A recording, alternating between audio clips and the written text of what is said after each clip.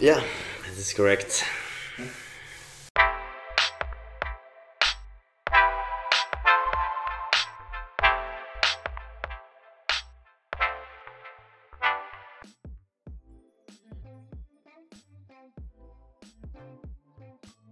Butchie. Oh, you mean my real name? Oh, 16 man, and I play top lane. My name's Painful, and I'm the mid laner for Lundqvist Lightside. I'm Legit, or Cyril, and I'm playing AD carry for Lundqvist Lightside. I'm Ricardo, Dr. Chaosman, and I'm a support of Lundqvist Lightside. My name is no, I'm Sean, also known as Accept, and my surname is Person, and I'm the head coach of Lundqvist Lightside.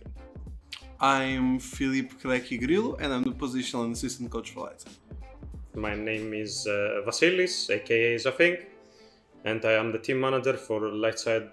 My name is Jacob Eriksson, and I'm the CEO and eSport director of Lundqvist Lightside.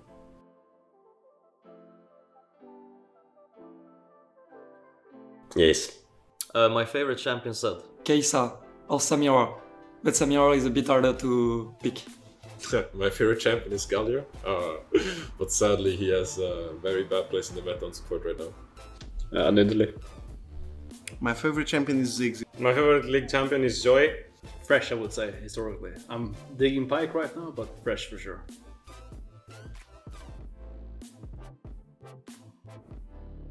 My goal for this split is honestly just to create some really good players. So I've worked with Butcher last split, I've worked with Chaos last split, and I didn't quite work with them.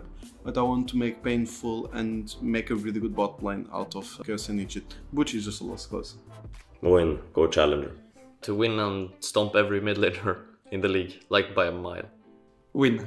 I just want to end first place and win promotion.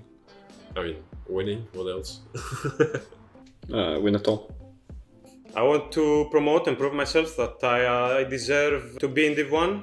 The past years were a little bit tough for me and the team. And I want to help my CEO Yaki as well to get to Div 1. Promote to Division 1 and get more sponsorships, I would say, if you look beyond just the league team.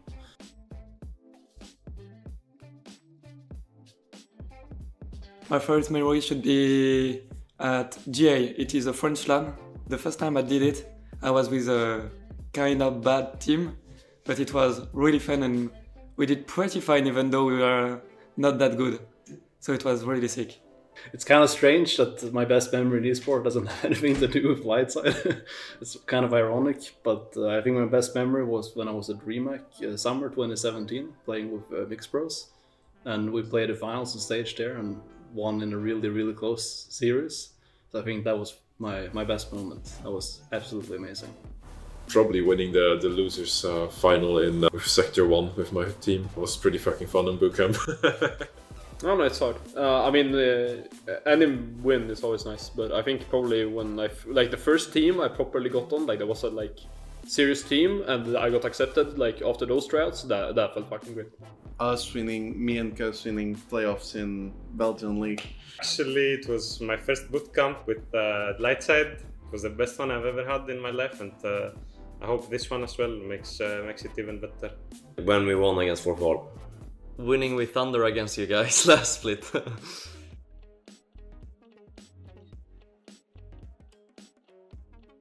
Chaos, I guess. I mean, it's probably Chaos, I would say. Yeah, probably Chaos. I think it's Björkson. He made me start playing Zed and look at like mid lane as a completely different role. Yeah. For player, I would say Theo Kakao is a young jungler that I used to play. In my first team, I used to play with him. And then for the following year, we changed team each other, but we were still going in the same team together because we like to play with each other. I do have a lot of coaches that I really enjoy to work with. I would say, of course, Quirky right now because I do think he's really good. Xenomars as well. And I would say Blasios. He's like, I wanted to quit the game like 1 year ago. Blasios came to me to offer me a chance to play in a team when I had nobody offering me chances. Like, if he wasn't there, I would have stopped the game. So I'm really glad for that. Probably Charlie. or I guess was a really good dude and pushed me to play more aggressive finally.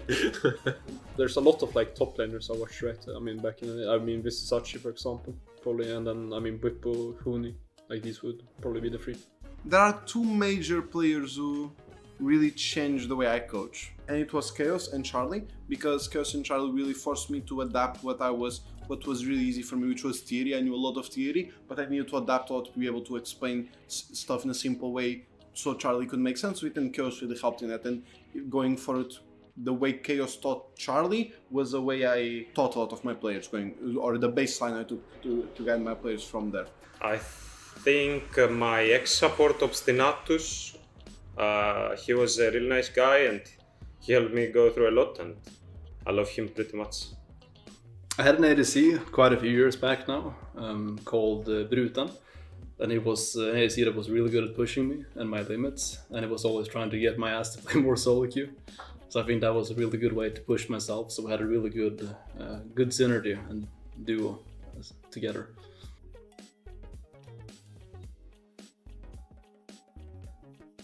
Maokai. Maokai. Maokai. Maokai's OP, man. Empon Maokai. I will go with a 3. Okay. Emp is eternal mystical plant, so like that's the answer, no? Scenario. You're playing Syndra mid lane versus Sylas. You get an early first base off with 800 gold in your pocket. What do you buy? I mean, depends. If I have Futures Market and started with Mana Crystal, then I just buy my Lost Chapter. Otherwise, I mean, actually I don't even need Futures Market with 800 gold. Otherwise, depends on starting items, I guess. But Boots, Amp Tome, Pink Word and Pot is pretty good, usually. Right now I would say Lost Chapter with the Future Market thing and the Start Sapphire Request style. Lost Chapter every day. The thing is, if I'm playing versus Sylas, if I get chunked once and I don't have a refillable potion, that's pretty rough, so I would buy a refillable potion for sure. And then it's probably just an amplifying tome nowadays, and either a controller or I'm just keeping back like flat out without controller, depends on enemy young. Most likely Lost Chapter, but if I started with like Doran's Ring or Corrupting Pot, it'd be Amp Tome and Darkseid. Boots and Sapphire Crystal. I buy a second Doran Ring and pots. I think I would buy Boots of Speed and Amplifying Tome, I would say. Yeah. Depends on the runes. I mean, Lost Chapter, I guess. Because I started Sapphire Crystal, of course.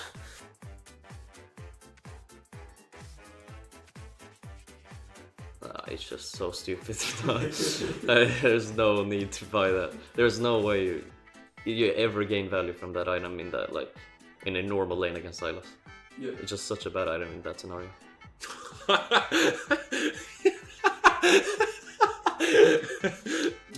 Fuck them. Because that's so riff. But did someone even answer that? No. Okay, I'm glad. Bench is the easiest answer, but that's... By calling LS, probably. That would probably be the best way. Just buy damage. With that 800 gold, you can finish a legendary item and deal more damage, you know? Oh my god. I don't know, bundle maybe? I don't know. By benching them extremely hard. I don't know, whip them out of the fucking life. 20 whips at the post, that's for... Everyone's entitled to their own opinion in the society, so sadly you cannot punish them for free speech. With that being... No, wait. No, wait.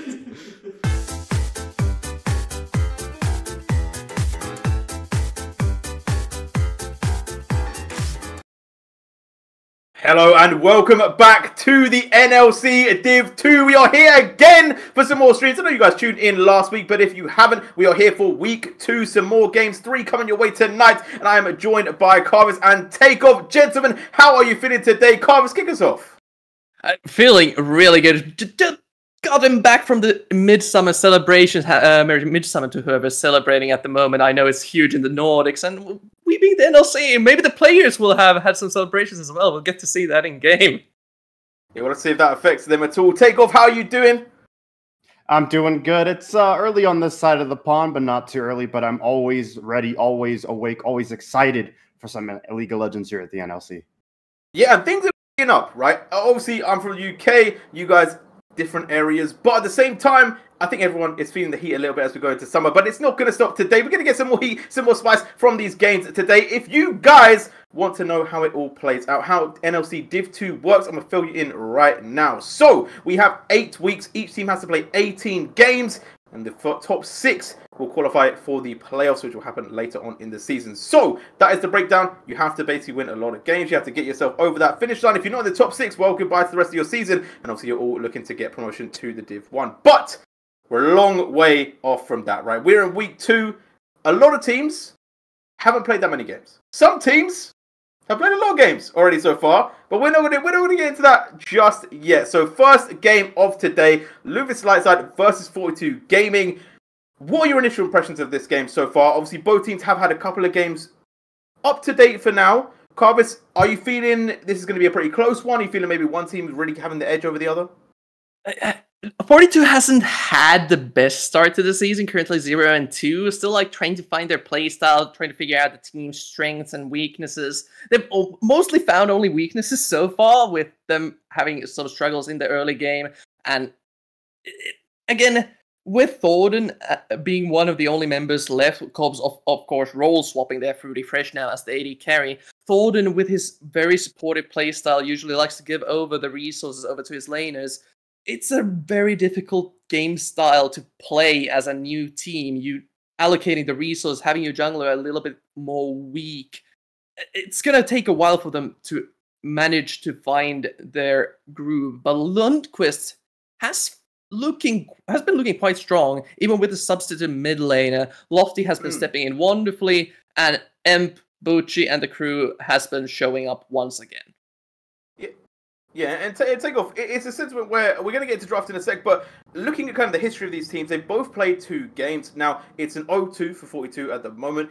It is actually a 1-1 for Lundqvist, and they both played the same teams, right? So they both lost to K5, but Lundqvist beat Anima, whereas 42 lost. Takeoff, are you feeling like that's going to kind of set aside, maybe give you a bit of an underdog for the side of 42 Gaming? Or are you saying that, you know what, historical games don't matter, it's about today, here and now? No, you're definitely right. Going into this, 42 definitely seemed like the underdog, like they had the chip on their shoulder. Lightside actually was able to see them play against Anima, and they had a really good showing. Bucci specifically on the Scion was just fantastic. Was kind of struggling in lane, but once he came out of it, was an absolute monster. Able to, go in like a dart right on the bullseye with every ultimate. So they had a really great showing. 42, not so much, but I don't think that's going to affect them too much as far as mental goes. I think they've kind of put that in the past. They're looking for a clear future and looking to pick up their first win of the year. And not only that, but Anima currently 1-5, their only win coming against 42. You really dug in the knife there. I did.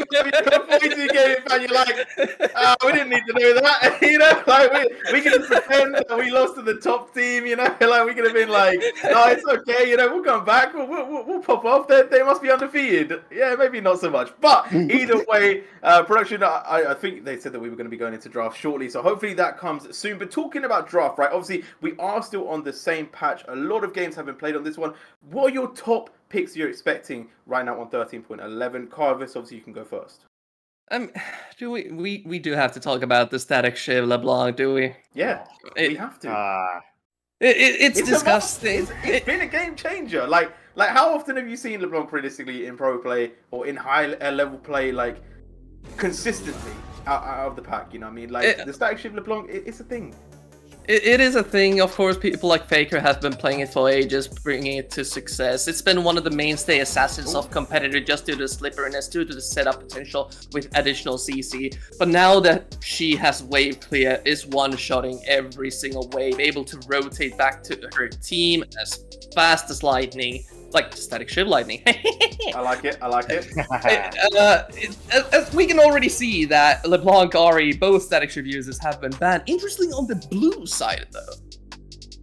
And they're going for the Graves ban away. Now look, I know that we talk about picks and bans. Sometimes if someone is a one trick, just ban away their one trick. The Graves being taken away from M, very smart decision. Melia also taken off the board.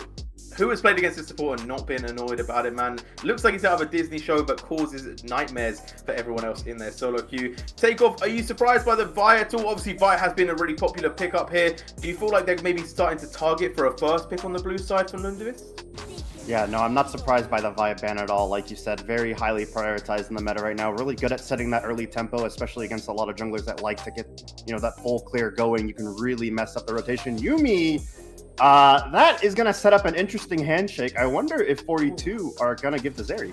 Maokai Zeri could be the picks here. Play it with something like a Rakan, able to provide the offensive power, and that would give over the Aphelios over. They bring it out! Take it away. Tell the people at home why they need to be gassed about this pick. The Space Snake has arrived, fruity fresh, bringing out the finish. Aurelion Sol bot lane special. This is his most played champion. Yes, on the AD carry position, just an absolute monster on this. I think it's his first game on it, on the NLC stage. I think that it might be going mid, right? Because right now they've gone for the Zeri pick. They've early picked in Sylas as well, which could go top immediately. It could still be a bit of a flex, but they've gone for the Sylas, and now we've got the Senna as well. So Aurelion Sol... Wait, is Aurelion Sol Senna going to be the bot lane? That's interesting. I like that.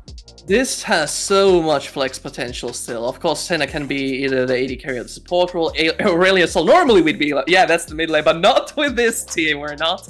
And Maokai, of course, another flex pick. Could be going bot lane with the Senna, could be going top, could be going jungle. It's just a flex best for 42. But while Lundqvist is just answering with consistent picks, Zeri Yuumi, one of the best duos of the entire patch, and Sylas, able to steal the brambles from Maokai, just a really good ultimate. Aurelion Sol ult, not bad at all either. And this also closes out champions like Malphite now, probably unpickable for 42, and just limits the champion choices a lot.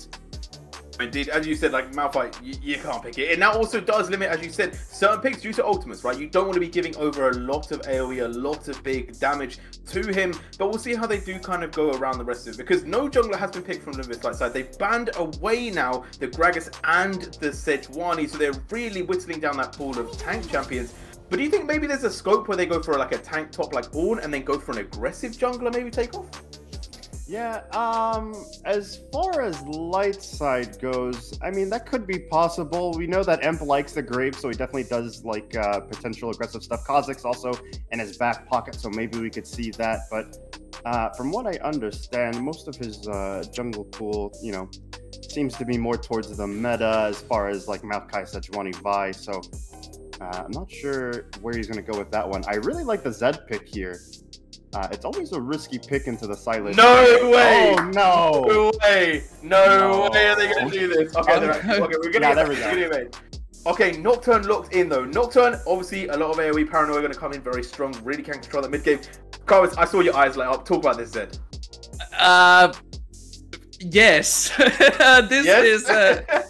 This is a pick that a lot of Div 2 mid laners play, but I never thought that we'd actually see it get picked in competitive due to the really, really annoying matchups he could have to play against the current meta, with Lissandra being a huge factor. There's a lot of things like the Ahri that can get away easily, but now with the Sylas so early locked in, they can just completely counterpick the entirety of LLS's team comp. Of course, K'Sante being left open, the highest priority top laner. LLS just drafting full-on meta, trying to outpower the champions that 42 have picked. But holy comfort picks, 42 has brought out everything they could have ever wanted. Yeah, they really just said, you know what, we have the meta, we're throwing it away, we're doing what we want to do, we're playing our game, and you know what, I really respect it for them. I really like that. I love that draft, man. That was one of the spiciest drafts of 2023. You heard it here first from your boy J Real. But what can I say, right? They rounded out with the K'Sante, they rounded out with the Gnar, right? Pretty standard top lane. I don't think we have to go through too much of that. I want to talk about win conditions, right? 42 have got super late game with the Aurelion Sol and the Senna, but are they going to be able to carry themselves through that mid game, through that early stage against those things like the Nocturne, like the early game of the Cyrus, and then are they going to be able to do enough against the late game of the Zeri? I mean, you always got to worry about the mid game, the signature Zeri moment. You don't want that happening to your team. The moment that she's able to get that, triple kill, quadra kill, sometimes even a pentakill, it becomes really hard to contain her. So it's all about making sure that they aren't giving, too much gold to their main carries like the Zeri. Don't want to let anyone get picked off by the Nocturne. I think if they can survive that, like you said, the late game is extremely dangerous for 42 Gaming. Looking early game, right? Surely you're looking mid lane right now. Like, surely Grosh has to be where your focus is if you're looking at 42. The thing is, 42 doesn't have that bad of an early game. The mid game, sure, LLS will have the advantage, but Inar against Cassandra, Inar will be dominating that lane just due to the ranged matchup factor. Nocturne cannot really help until level 6. It's going to be a hard time for him to find any ganks onto this Zed, onto this Gnar, pretty much only bot lane, but you have a Zeri Yuumi there, you can't really work with that. You're gonna need the paranoia to get in on the enemy. Lofty on the Sylas. In certain matchups, yes, Sylas can dominate the early game, but Zed does a surprising amount of burst for an early game assassin. And Lofty would have to outplay Courage heavily to have prio in that lane. With a Maokai on the side of 42, overextending could be lethal. It's definitely the mid game that LLS needs to be playing around. And they have the problem of surviving for the first couple of levels. They need to not concede a huge advantage.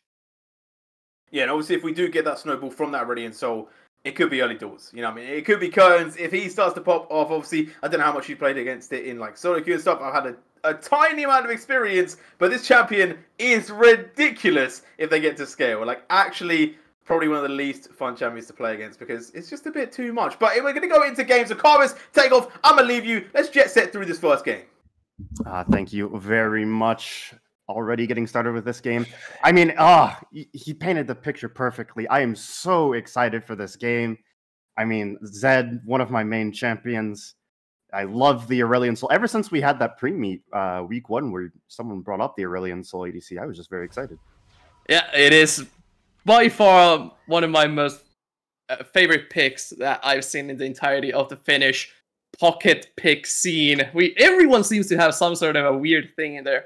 Pool and Fruity, definitely one of the more interesting ones. Something I want to bring up though, Kurosh, Ignite instead of Flash. Not scared at all, wants to look for the solo kill.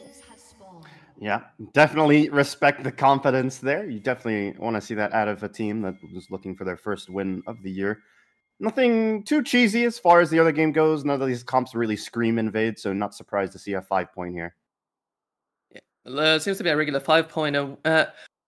Maokai really just wants to be covering for the weak lanes. This Aurelion Sol Senna lane should be very safe against the Zeri Yuumi. They don't have the early burst, and they actually may have the poking potential and the advantage on the bot side. And with Nocturne, of course, one of these characters that can change his jungle path at will, can clear any camp easily, can do easy recalls because of his jungle timings being pretty good. LLS may have a lot more freedom in their game plan compared to 42, which seems more linear. They want to scale up and find these setups to snowball Zed and make sure everyone else survives. Yep, and some trading going on here on the bot side, but not a whole lot. I'm really curious to see how specifically this bot lane of Aurelion Sol does into the Zeri. Normally, Aurelion Sol really good at pushing in those lanes, can make it really troublesome for the Zeri to get CS properly. It is. Oh, already a snare here. Oh, actually, a bit of a fight going on, but don't think it's going to amount to anything. They're just going to get on out of there. Senna does help this lane a lot with the trade. Senna, one of those early game powerhouses, just able to burst down, heal a little bit, just as a bunch of small annoying chip damage that eventually racks up onto the AD carry, with Yuumi not really able to challenge it too much here in the early game. Of course, starting with the longsword, expecting for the poke to come. They are going to be chunking each other down as they're farming, but still the status quo of the lane still ongoing, and the map should be silent for the most part as the junglers just keep full clearing. Yep, unless we see something happen here. I was just about to say, solo kill potential could be there in the mid lane. Lofty getting some nice damage in there, but not quite at the solo kill level yet. Of course, lacking the Ignite, which Courage does have, as he needs to be a little bit careful so he doesn't get bursted down by a surprise shadow combo from Courage, but so far so good for both teams. The Scuttle going over to Thornton as they're still looking for the mid lane. Lofty probably going to get a recall off here. Yeah, not a whole lot can be done here. Maybe Thornton looking at Lofty, but probably actually gonna not gonna be able to get the recall off. Flash goes in! First blood going over to Thornton. Lofty a little bit mispositioned maybe, just confidently recalling within vision, not expecting the Maokai to be there, instantly punished, and this Zed now sadly didn't get the first blood, but will be ahead in XP, ahead in gold, as Lofty just needs to burn his teleport, and that's not a recall. Silas wants to take just Boots Dark Seal. He'll be stuck there for quite some time, and Execution is calling. Has been bought, the healing reduction coming in instantly. Yeah, and that's gonna make trading really difficult for Silas. Doesn't even need the Ignite to apply that anti-heal. Bucci maybe looking for something here, goes forward, but not able to find the knockback. And, you know, besides that little mishap in the mid lane, it's been pretty calm so far. And not sure when we're going to see the first ganks for the jungler. Probably not for a while, considering their gank power isn't too strong pre-6, but you never know. Maybe we did see Thornton kind of go in there with the Flash W. Maybe we'll see something else from him. It is as we talked about in the Champions League, the early game power of LLS isn't actually that strong. They do need to get the mid game power spikes. They need levels, they need items for them to actually be able to make plays on the map. The Nocturne, not a very good early ganker. They don't really have any setup without Silas having a level 6 stolen ultimate for someone on 42. The Zeri Yumi, of course, will take time to scale, but will be extremely strong mid game. It's just down if LLS can survive the Maokai pressure that Thornton is putting out on the map, and the early dragon now being set up by 42. Yeah, not surprised to see them go for this. Got that priority thanks to the kill mid lane. Crush able to push that in, and now they're going to be able to take this mountain dragon, which is pretty neat to have. Not definitely the worst dragon to have early game, but will certainly help, as we see Bucci does have level 6 here, trying to find the Gnar still, but it is really difficult to find the engages on the ranged top laners. Once here by Emp, he sees the dragon announcement instantly going up into the enemy jungle. Will be able to find himself some money as a reward. They not sure if they spotted him with that ward though. They might have full information of this Nocturne. Still not level 6 though, so this top lane setup is not that strong. However, Mega's running out for Gnar. This could be a dive set. Yeah, this could be very dangerous for the Gnar. Runs out of the Mega, throws out that last Q just to try to push back the wave and get him a little more safe. I think it might work out. Don't think he's in any real danger yet, but Nocturne is level 6. But probably just going to take the recall here. Wisely going over. No. Okay, that made me nervous. I was worried that the Gnar was just going to blind check the Nocturne there, but luckily doesn't end up going into the wrong spot. Of course, Bucci is still standing in the minion wave, did not move as he saw Gnar heading over to the Tri-Brush. That implies to cut like, he's most likely not here, I'm not in any danger, just tosses down the ping ward. Even though the Nocturne was there, he was already done with everything on that side of the map. Won't be able to get anything off as the Gnar is playing really safe. But now bot side, we could see something as they are pushing in under the tower. Zeri Yumi still not level 6. Yep. They don't know that the Maokai is here. They do have Nocturne to back them up in case something does happen. They do have that ward in the far brush, so gonna have to play this one carefully. Here comes the Nocturne. Shadows are casted. Now Maokai with the counter gank. Really so far, very low. Now Yumi trying to get them to fight back, but look at this. Emp very low. Cobbs was trying to finish off that kill, but overall just ultimates traded from the jungler.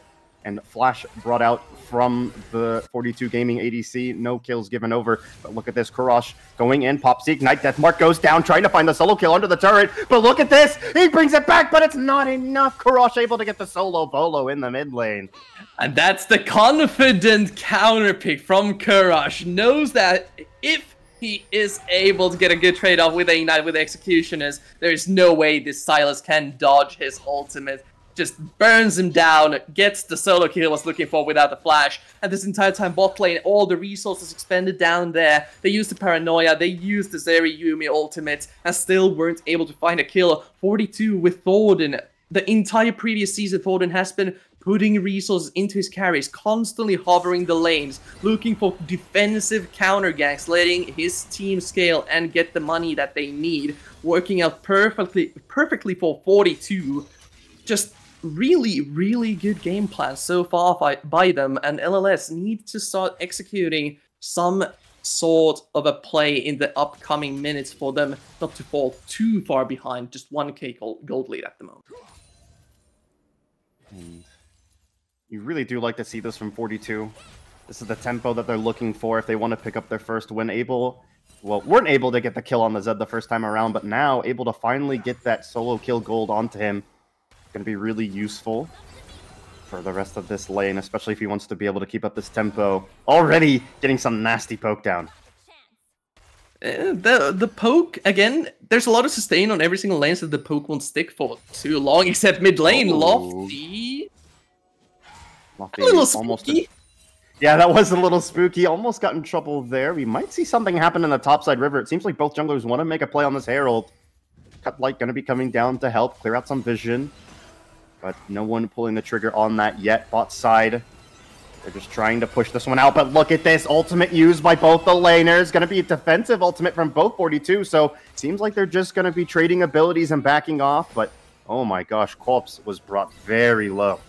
LLS trying their best, but 42's bot side just peeling backwards so well. They are almost as fast as the Zeri Yumi. You never thought that you'd say that about a Aurelion stall Senna bot lane, but it is working out. Senna already at 36 stacks, stacking those up quite well, even though he hasn't been even following the jungler around too much. So this is just really good for, well, but for both teams, their main carry has been a free farming for the most part. This Zeri hasn't been threatened. Now the question is, can Nidget and Dr. Chaos be the powerhouse that LLS need? This Trinity Force has now been finished, and the Zeri is online. They can now play for the second dragon, and they should be setting up pretty soon. But all of this, with the base timing off the bot side, lets 42 grab the free Herald on the top side. They have been tracking this jungle timing perfectly. Yep, and just to remind people that may have joined the broadcast a little bit late, we are on 13-11, so that Trinity, very potent on the Zeri. Like you said, that's the power spike that she's looking for. Going to be able to contest this dragon that's coming up. 42 not in position to really move on it here, but they do know that light side are setting up. They have spotted them with this control ward. They're clearing the vision, and it doesn't seem like 42 have that much urgency to contest this Cloud Dragon. It is a Cloud Dragon, so it's not the best one in the entire universe. They are, from the looks of it, just going to give it up. They don't have their own mythic power spikes just yet. The Zeri, far ahead in CS, has been freely scaling up, so just regularly going to give it over, not contesting. LLS happy to take that one, and it's going to be the Chemtech Rift. Cassandra, of course, enjoys this a lot, but otherwise, the plans may actually come in clutch here for engagements. Some of the characters on these teams need to get close. People like Cassandra can find flank angles. Maokai can find flanks a lot better now. And overall, the Rift just makes it a little bit more chaotic. Yeah, it is definitely going to be really difficult for the Sante to get in there and find the people that he wants to ult. We'll have to see. Another counter something gang coming out here in the bot side. Yeah, lots of ultimates being used by both sides, but look at this, Ascendant in a lot of trouble. She might go down, and she will. Nidget picking up that kill. Aurelion Soul kiting backward, trying to keep them away. Emperor very low. Thornton gonna try to finish that one off, and he does. 1 for 1. support for jungler, but now Lightside get to push this wave in. Again, a counter gank almost successful, but LLS now with the newly found power spikes have the damage to burst down Cobbs. Just instantly falls even through all the summoner spells, and 42 just doesn't have the power yet to respond back to burst down the Zeriyumi, and a really nice play from Lightside setting that one up through the Nocturne gank. A fantastic play from Lightside. Getting back into this one, getting their first kill on the Zeri. That's exactly who you wanted on.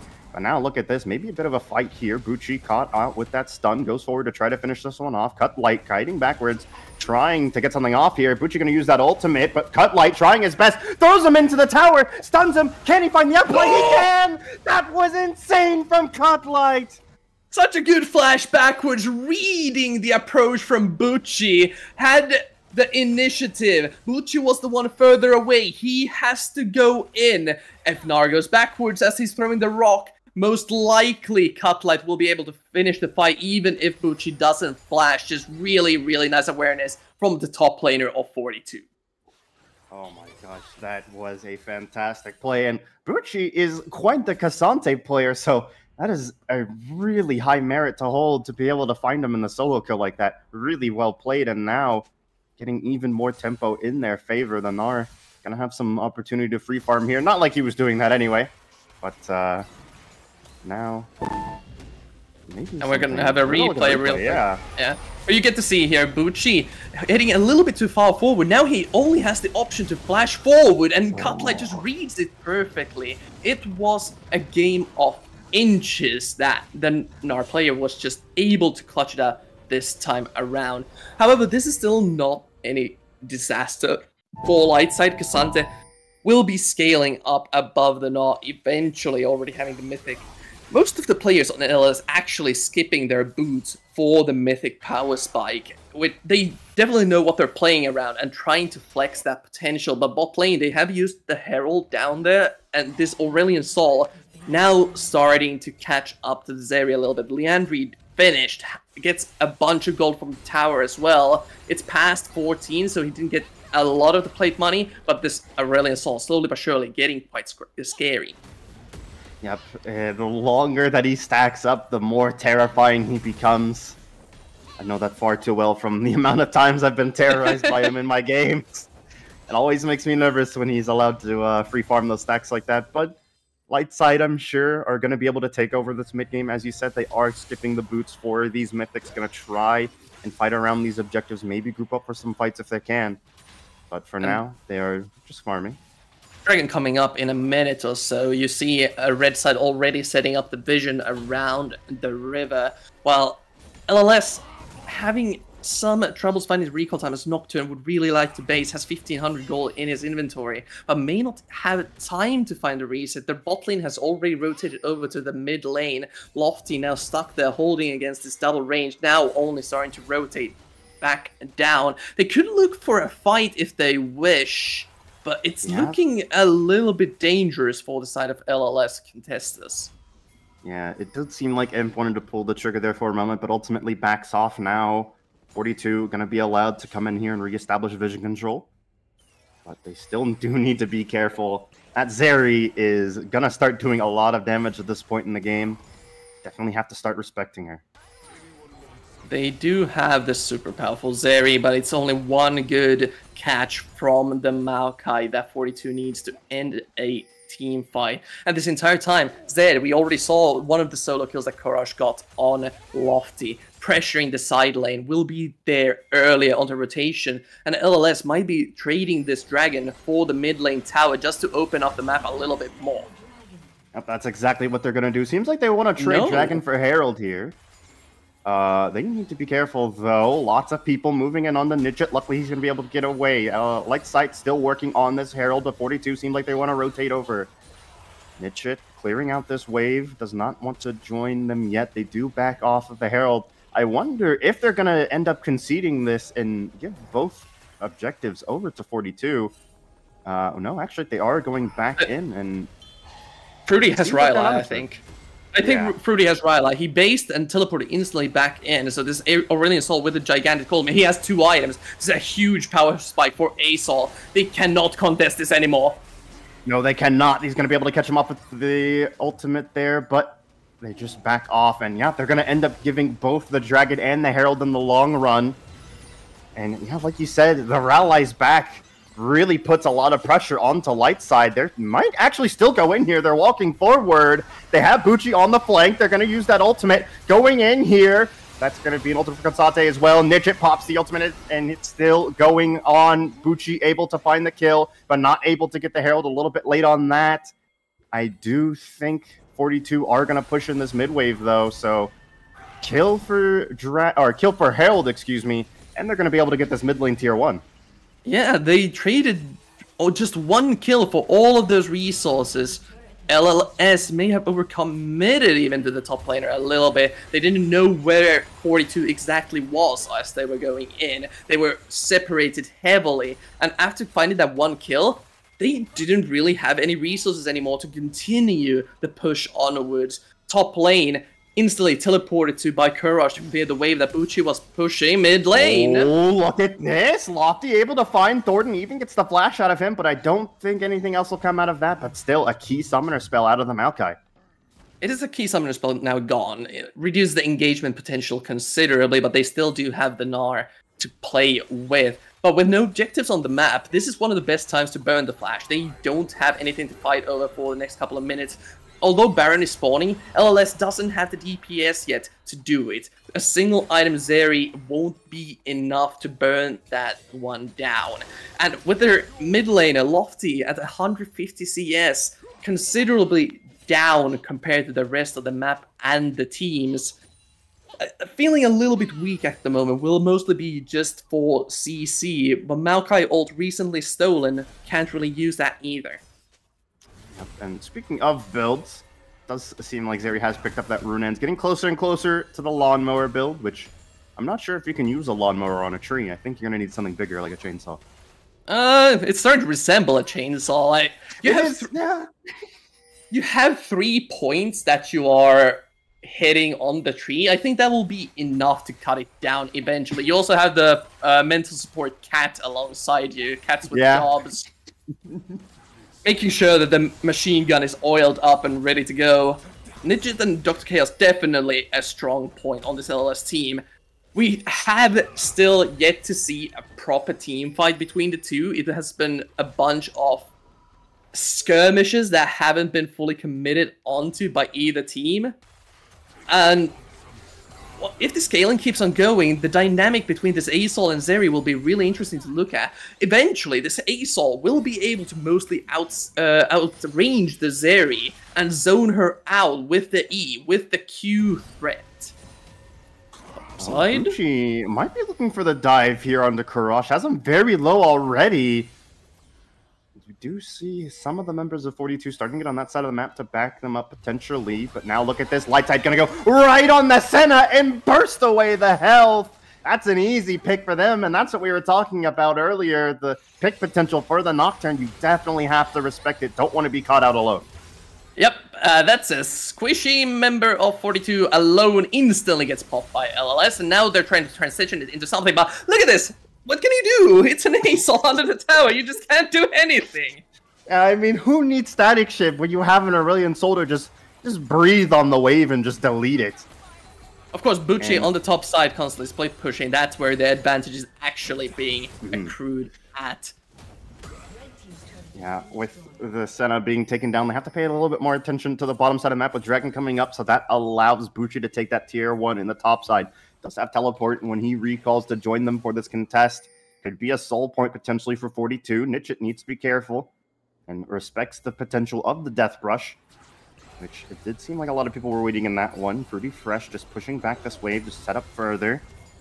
And it does seem like Kurash already starting this one with Cut Light. I think this should just go over to them nice and easy.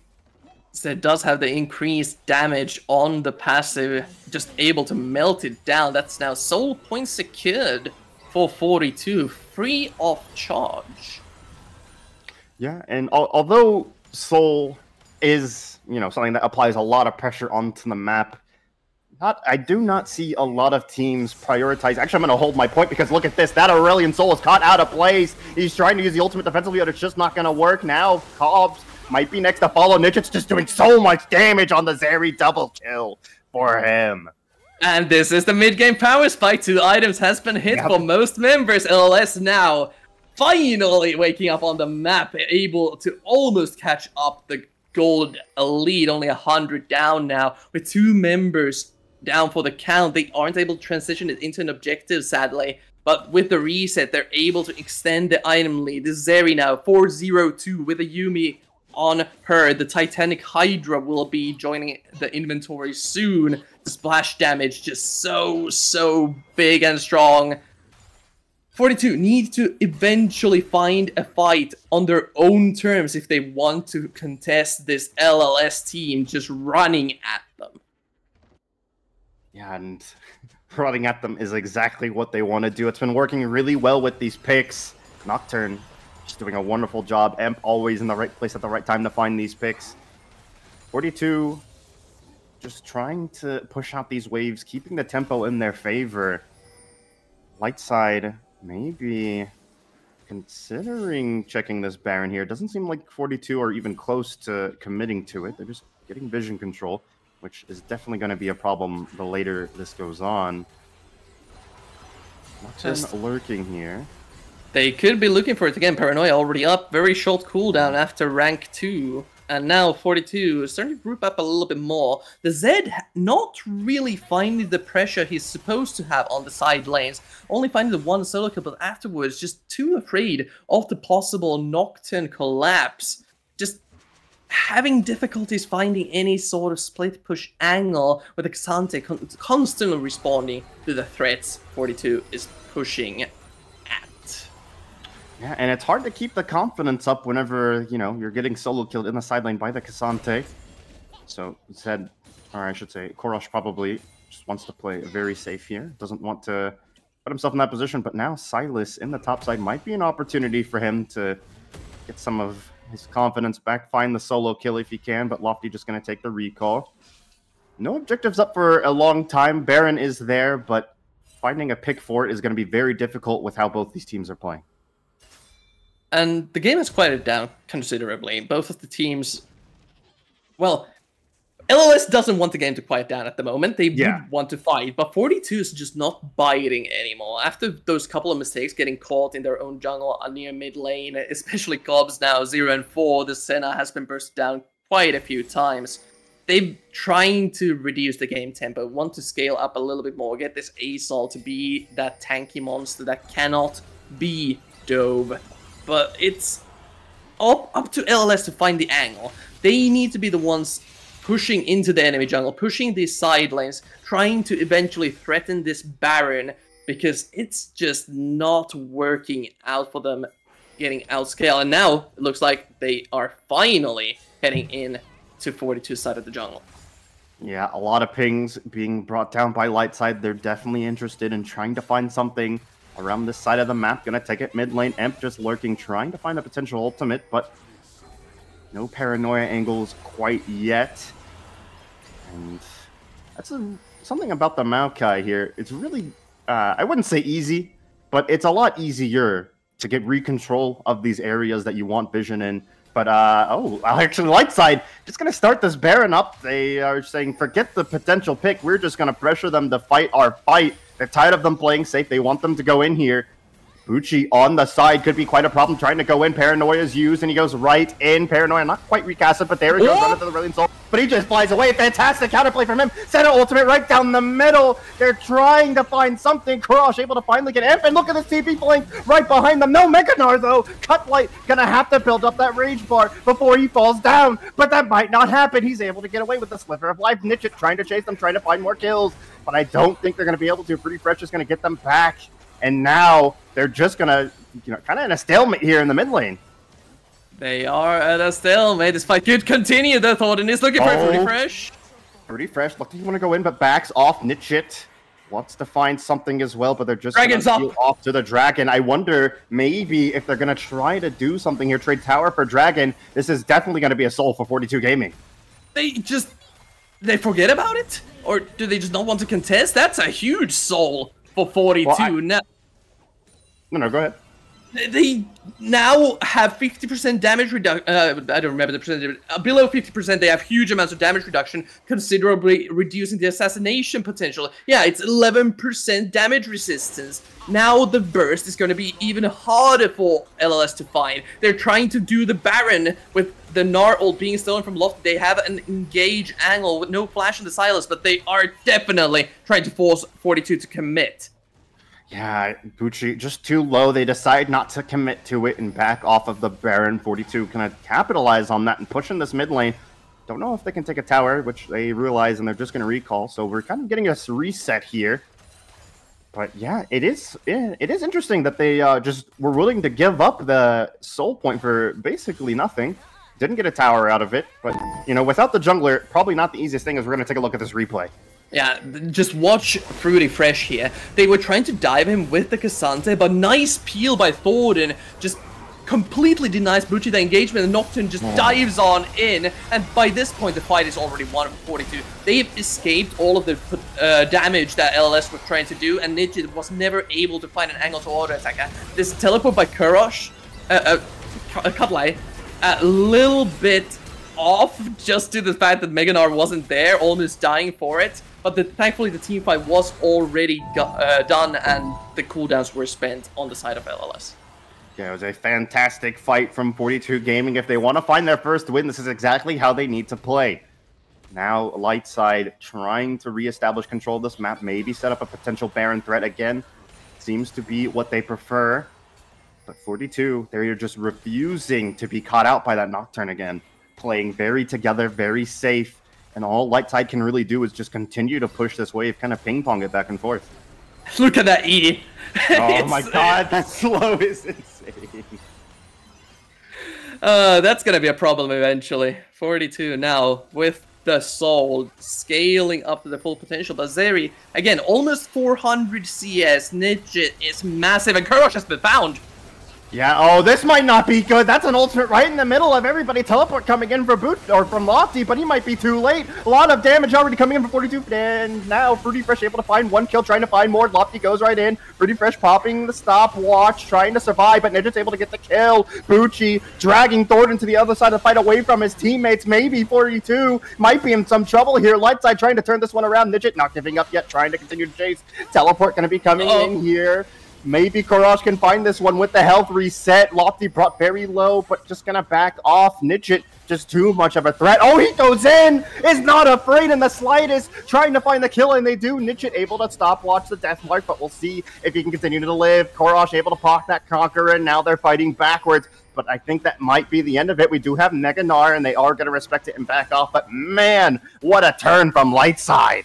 Nidget just hammering down on 42. We're gonna see that fight once again on the replay. Watch the positioning of Nidget during this entire fight. It looked so chaotic, and with the soul, 42 tanked so much more damage than they should have been able to. Starts out with Kurosh getting caught a little bit, but constantly fighting under the tower. They aren't not able to find a proper engage onto 42. Instead, Nidget just constantly hammering down auto attack after auto attack, Q after Q on the backside. Eventually, they find Fruity Fresh. That's half of the damage gone. And with Bucci able to finally get the Maokai away from the rest of the team, they closed out the fight.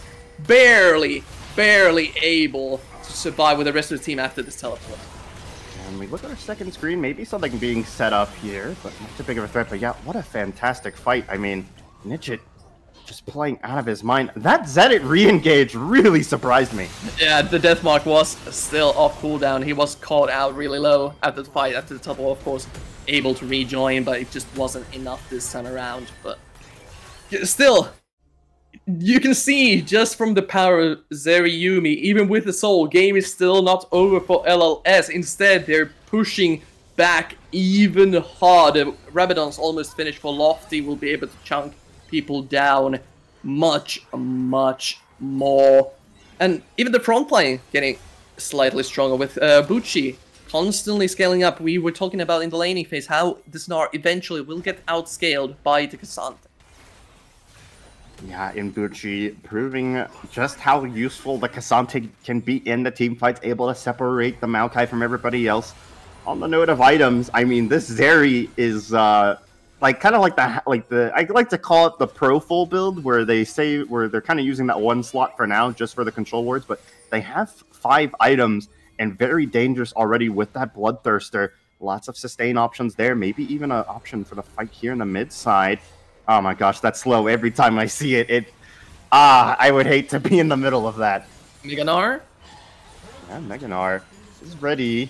Could look for something. Bucci not quite here yet. They're going to rotate towards the dragon. It is an Elder this time around. This would be very useful for either team, but look at this. Bucci might be caught out. Flash forward to knock them back. Paranoia being popped, trying to find something here. Nidget right in the front. The Aurelian's ultimate not going to be able to find a whole lot of targets, but the damage is still there.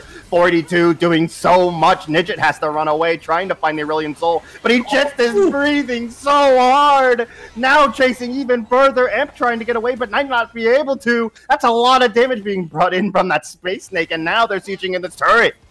Fruity huffs and puffs Nidget down, falling to the ground, revealing the piggy inside. Dr. Chaos able to get away due to his teammates being nearby, but this is an Elder Dragon for the Space Dragon. 42 finally finding a fight where they get to play their game. Zeri not able to out-damage the front line of 42. They thought they had a chance to fight it out, but just too difficult for the side of LLS to find their way in. Nocturne just doesn't have the proper dive body to go into the backside of 42 backside. Well, speaking of backside, Aurelian Salt is doing this damage from the backside. And Light side either have no idea or they're just not interested in contesting it. Baron goes over to them so easily. That died so quickly. That did, yeah.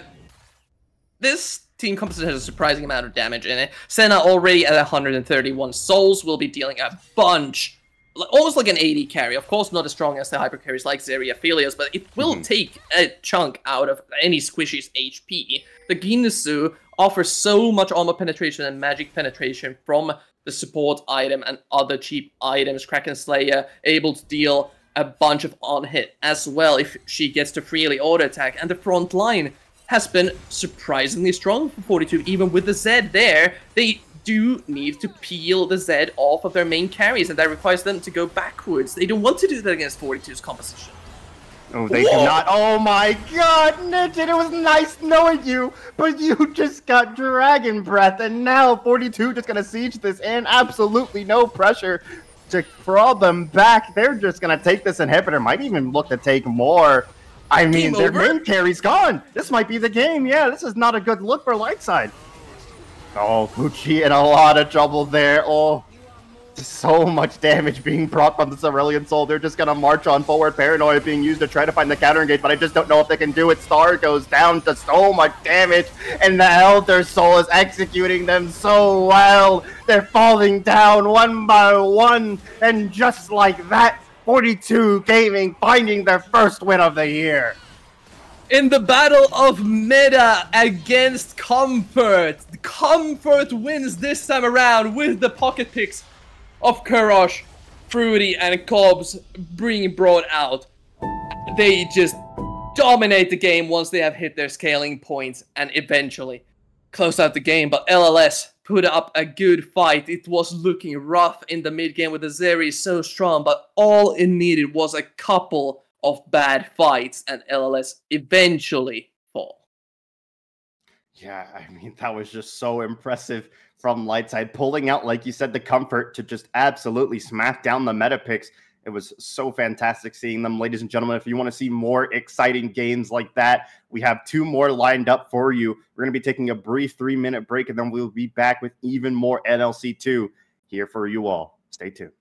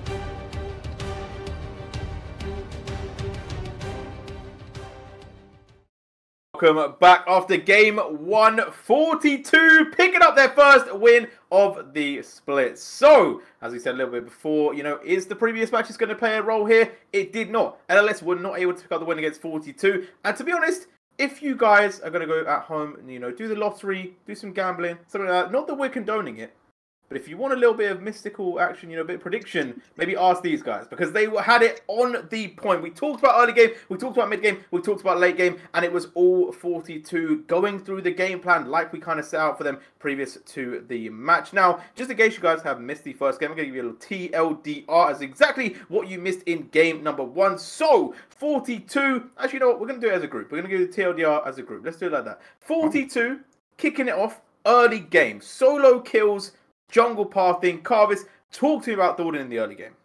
Odin has played the same style ever since the previous season. A very supportive jungler, making sure that his lanes do well and they stay alive, ready for the mid to late game at a good pace, even sacrificing some of his own resources for it. And you can see it in his pathing. He was constantly found to kill him mid early on, punishing the Sylas on a bad recall.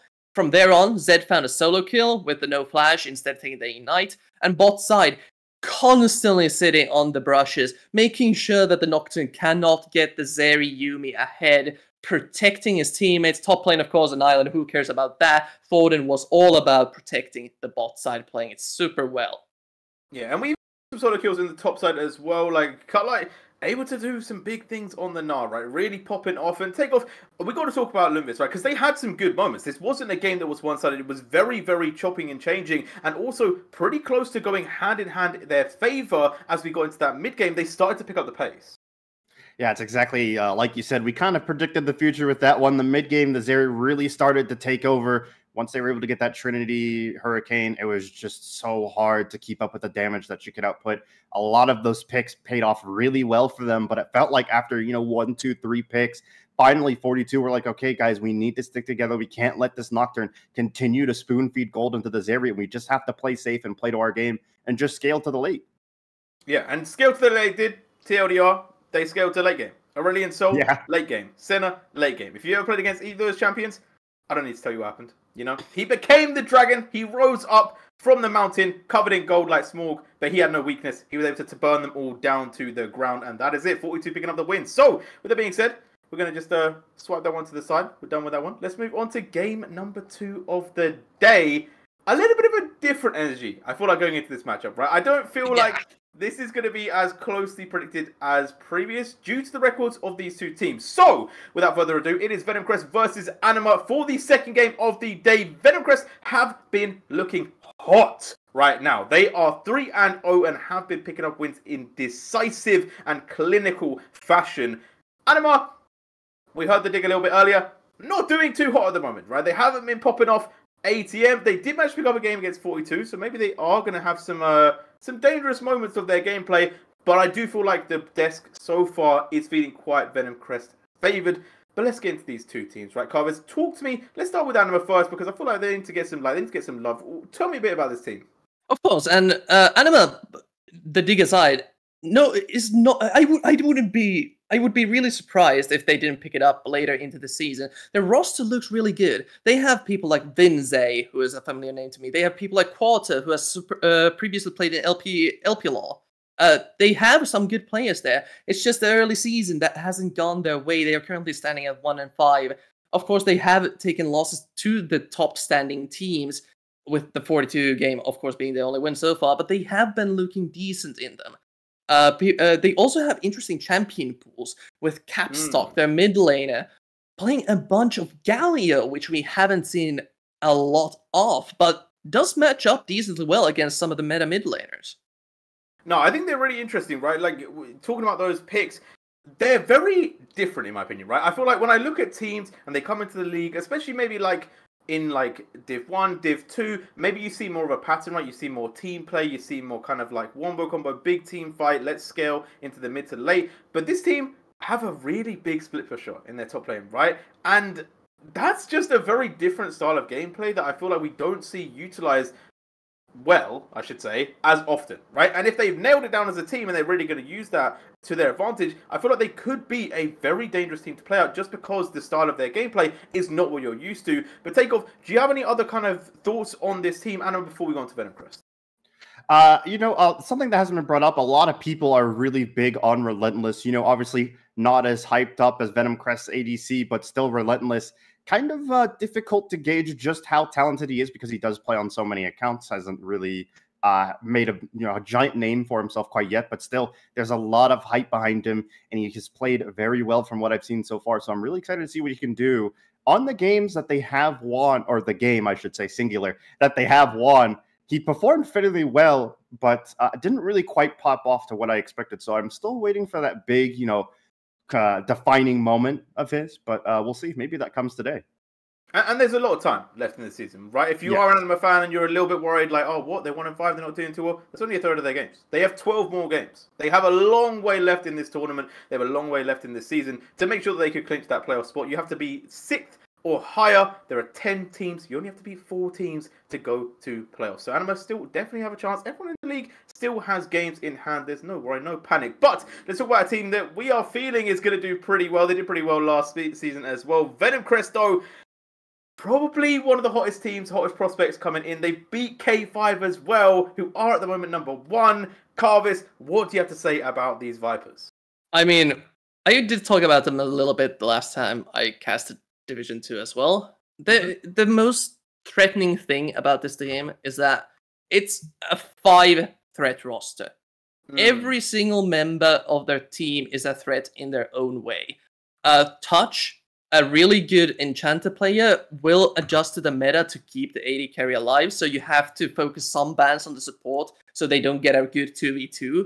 You have the mid lane, Modlichka, who plays the meta perfectly, has the perfect champion pool for it, has a ton of utility, plays Annie, plays Lissandra, plays Ari, all are his actual most played champions, and is a threat on this patch.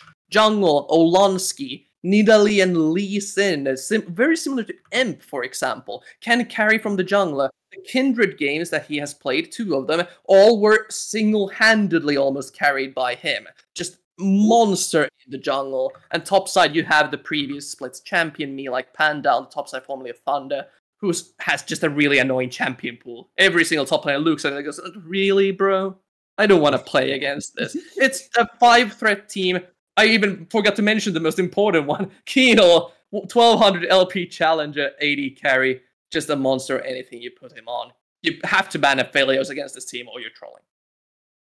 Do you have any other kind of things to say about this team? Maybe even actually go for the reverse, right? Do you have any things you would take away from this team in pick a ban? We were talking about the Aphelios being banned. Are you saying maybe there's some things that you could maybe hinder them with? Or are you saying this team is just so good at their positions that realistically you're not going to get the edge over them in pick and bans?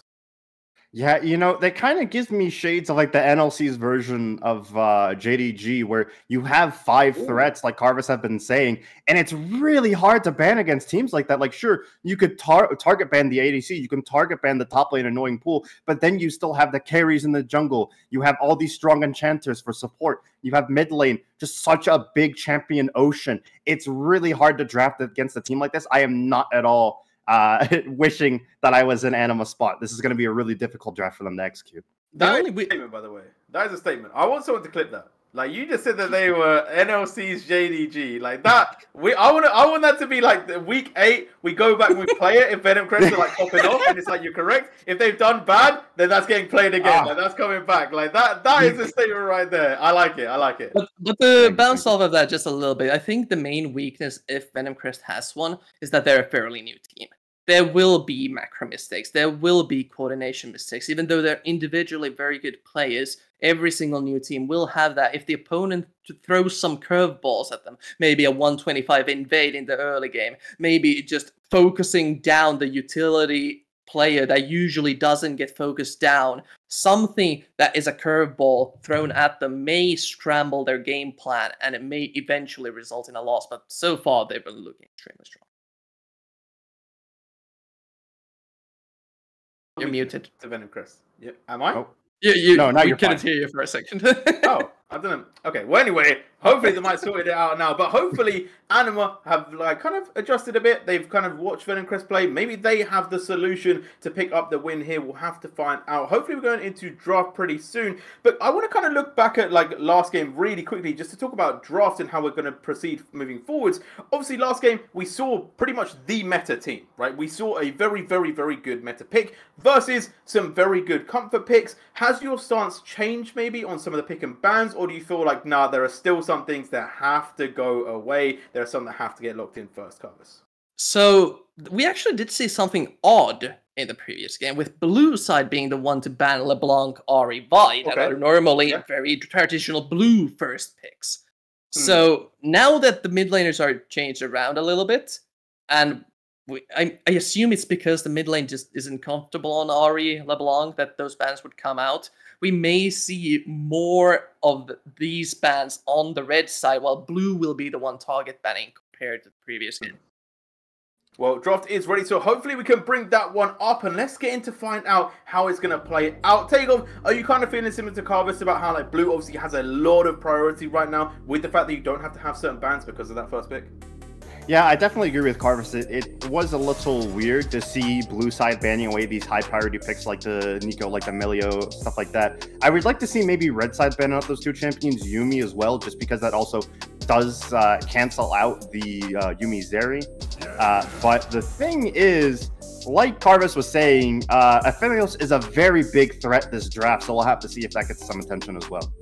Well, here we go. We're into draft. Game number 2, ready, locked and loaded. Gragas is going to be the first ban away, and then a Pike to match that one up. So, no LeBlanc, no Ahri straight off the bat. We'll see who is going to kind of chance it, who's going to risk it for a biscuit. We'll find out shortly.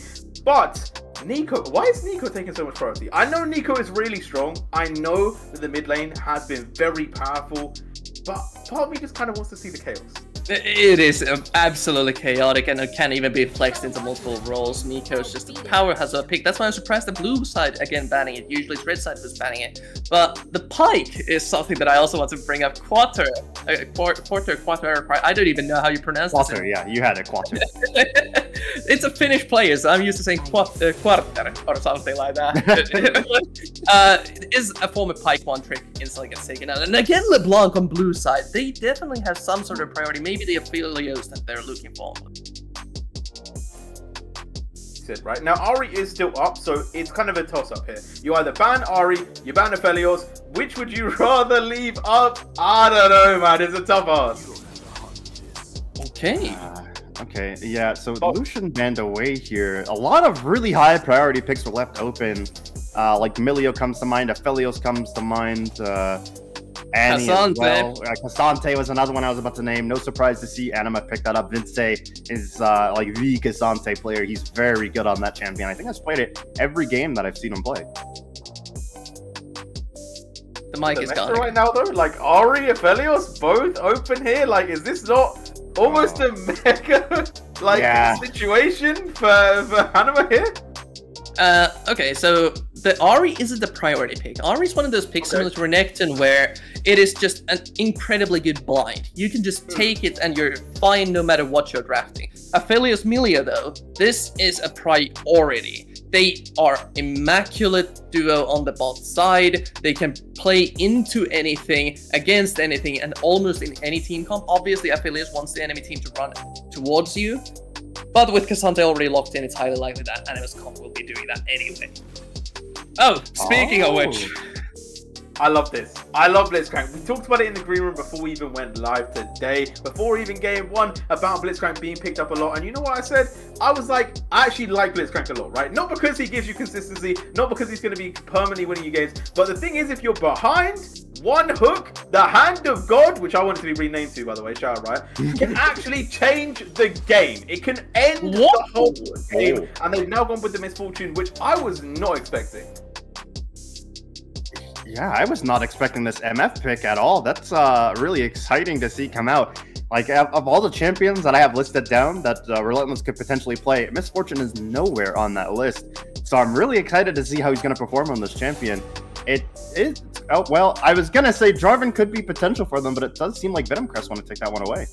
Yeah, Jarvan really good against these AD carries that don't have a way to escape the Cataclysm, and Misfortune normally working really well with the Jarvan now has to play against it, and this bot side could be in a little bit of a pickle if this Jarvan wants to repeat gank after Aphelios has hit a couple of key power spikes. Now the ban's getting focused down to the jungle, Poppy getting taken out instantly. Jarvan hates playing against that, would be annoying if they want to look for something like the Ahri. Let me finish my sentence before you ban it at least.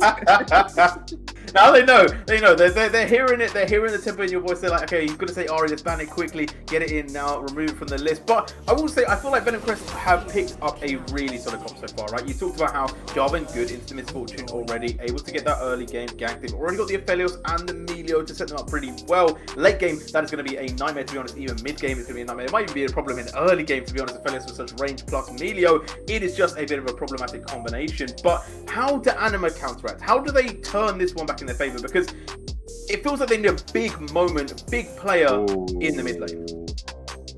Yeah, peel is definitely what you're gonna need if you want this Jarvan to not be a problem. And the Kennen as well. I mean, this is just a nightmare scenario for the Misfortune. There's so many ways to jump on top of her, so many ways to disrupt what she wants to do. I mean, this is just gonna be a really difficult comp to play against if you're Anima. Wait, they don't have setup for this Nidalee yet. They would have to pick something like a Lissandra here if they want to set up Nidalee properly. It's really important for them because top lane doesn't have consistent. Those are also picks. Oh, it could be a mid lane Cassandra, and instead they go for the Renekton Nidalee LCK special from Blast from the Past top side and try to punish this Kennen. Yeah, really good flex. It's not locked in. But it goes well. It does definitely pair up well. Obviously, very classic. They're going to bait us again. Galio going to be locked in there. So the Galio is going to be going mid. Cassandra going to be going top side. Sets up for the Nidalee. Is it going to be enough though? We'll have to talk about it. Last pick coming through now. Covers, what do you want them to take to round it out? The Azir would be really good. Of course, they could put the Kennen mid as well and pick something like the Ornn to scale up a little bit more. There's any Vayne enjoyers? No, not for this game. It would be just annoying to play against. They have a Galio, they have so much lockdown if they pick something like that, but the Ornn does get locked in eventually. And they could also technically put this Ornn mid to play against the Galio. Whenever he presses W, Ornn can also match it, and the taunt will eventually clap him back even through the full combo. And looks like that's what they're gonna do. Panda's gonna stay on the comfort Kennen, which I really should have mentioned. Now I feel bad because it was in my head, but I could have made the prediction and I didn't. But I actually love this Ornn. This kind of pseudo counter picks the Galio mid lane.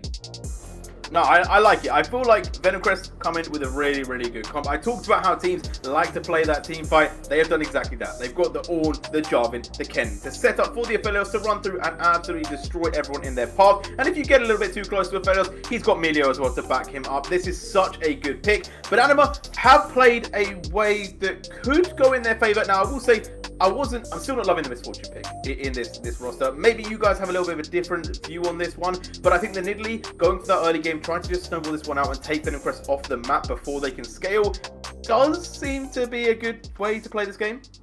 It is, but wouldn't you rather have something like a Varus here? Just for the additional CC and burst potential. The Misfortune usually plays well in these high teamfight composition. We don't really know if it's going to be a crit or lethality Misfortune, but I still would have loved to see a different one, but we'll have to see. They clearly have some sort of game plan in mind, and it's going to be extremely aggressive with the Nidalee and Misfortune drafted up. No, indeed. Is it take off? What's your kind of like final thoughts before we go into this game?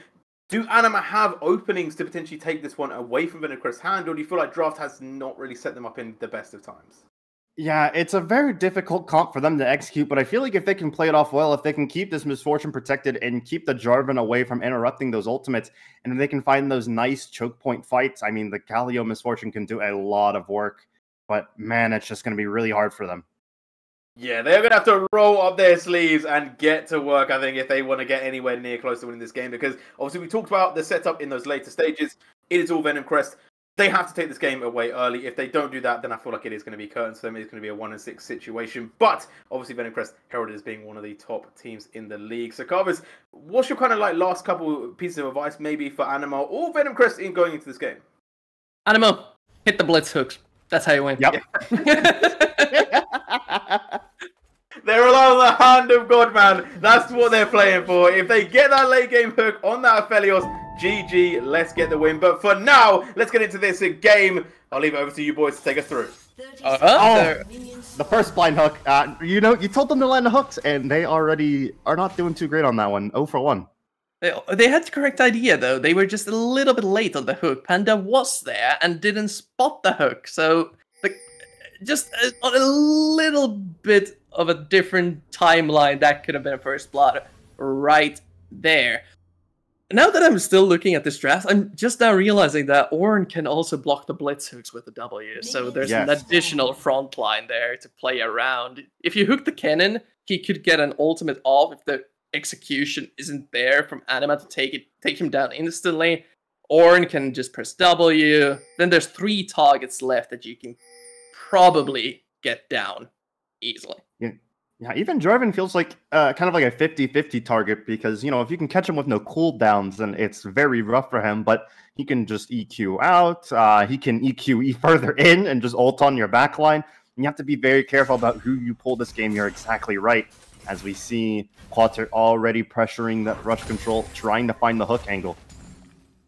This Ornn mid lane, the interesting pick in this one. Of course, the Misfortune rarely seen as well, but just Modlichka flexing the champion pool, bringing out a surprise counter pick to the Galio.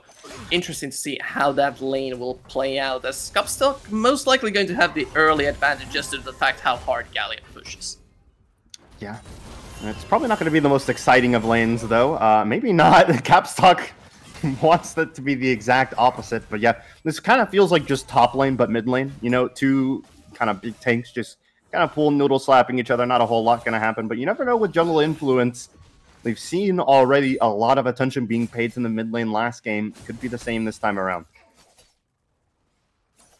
So far so good, both junglers mirroring each other. We could see a ton of action happening in this bot side of the map as Olansky wants to make sure that this Aphelios mid lane doesn't get abused too hard by the aggressive bot side that Anima has drafted. Also, Misfortune with the PTA could be going for the crit version. Frost now looking, sees Olansky on the ward. If this spear lands, Olansky could be in trouble.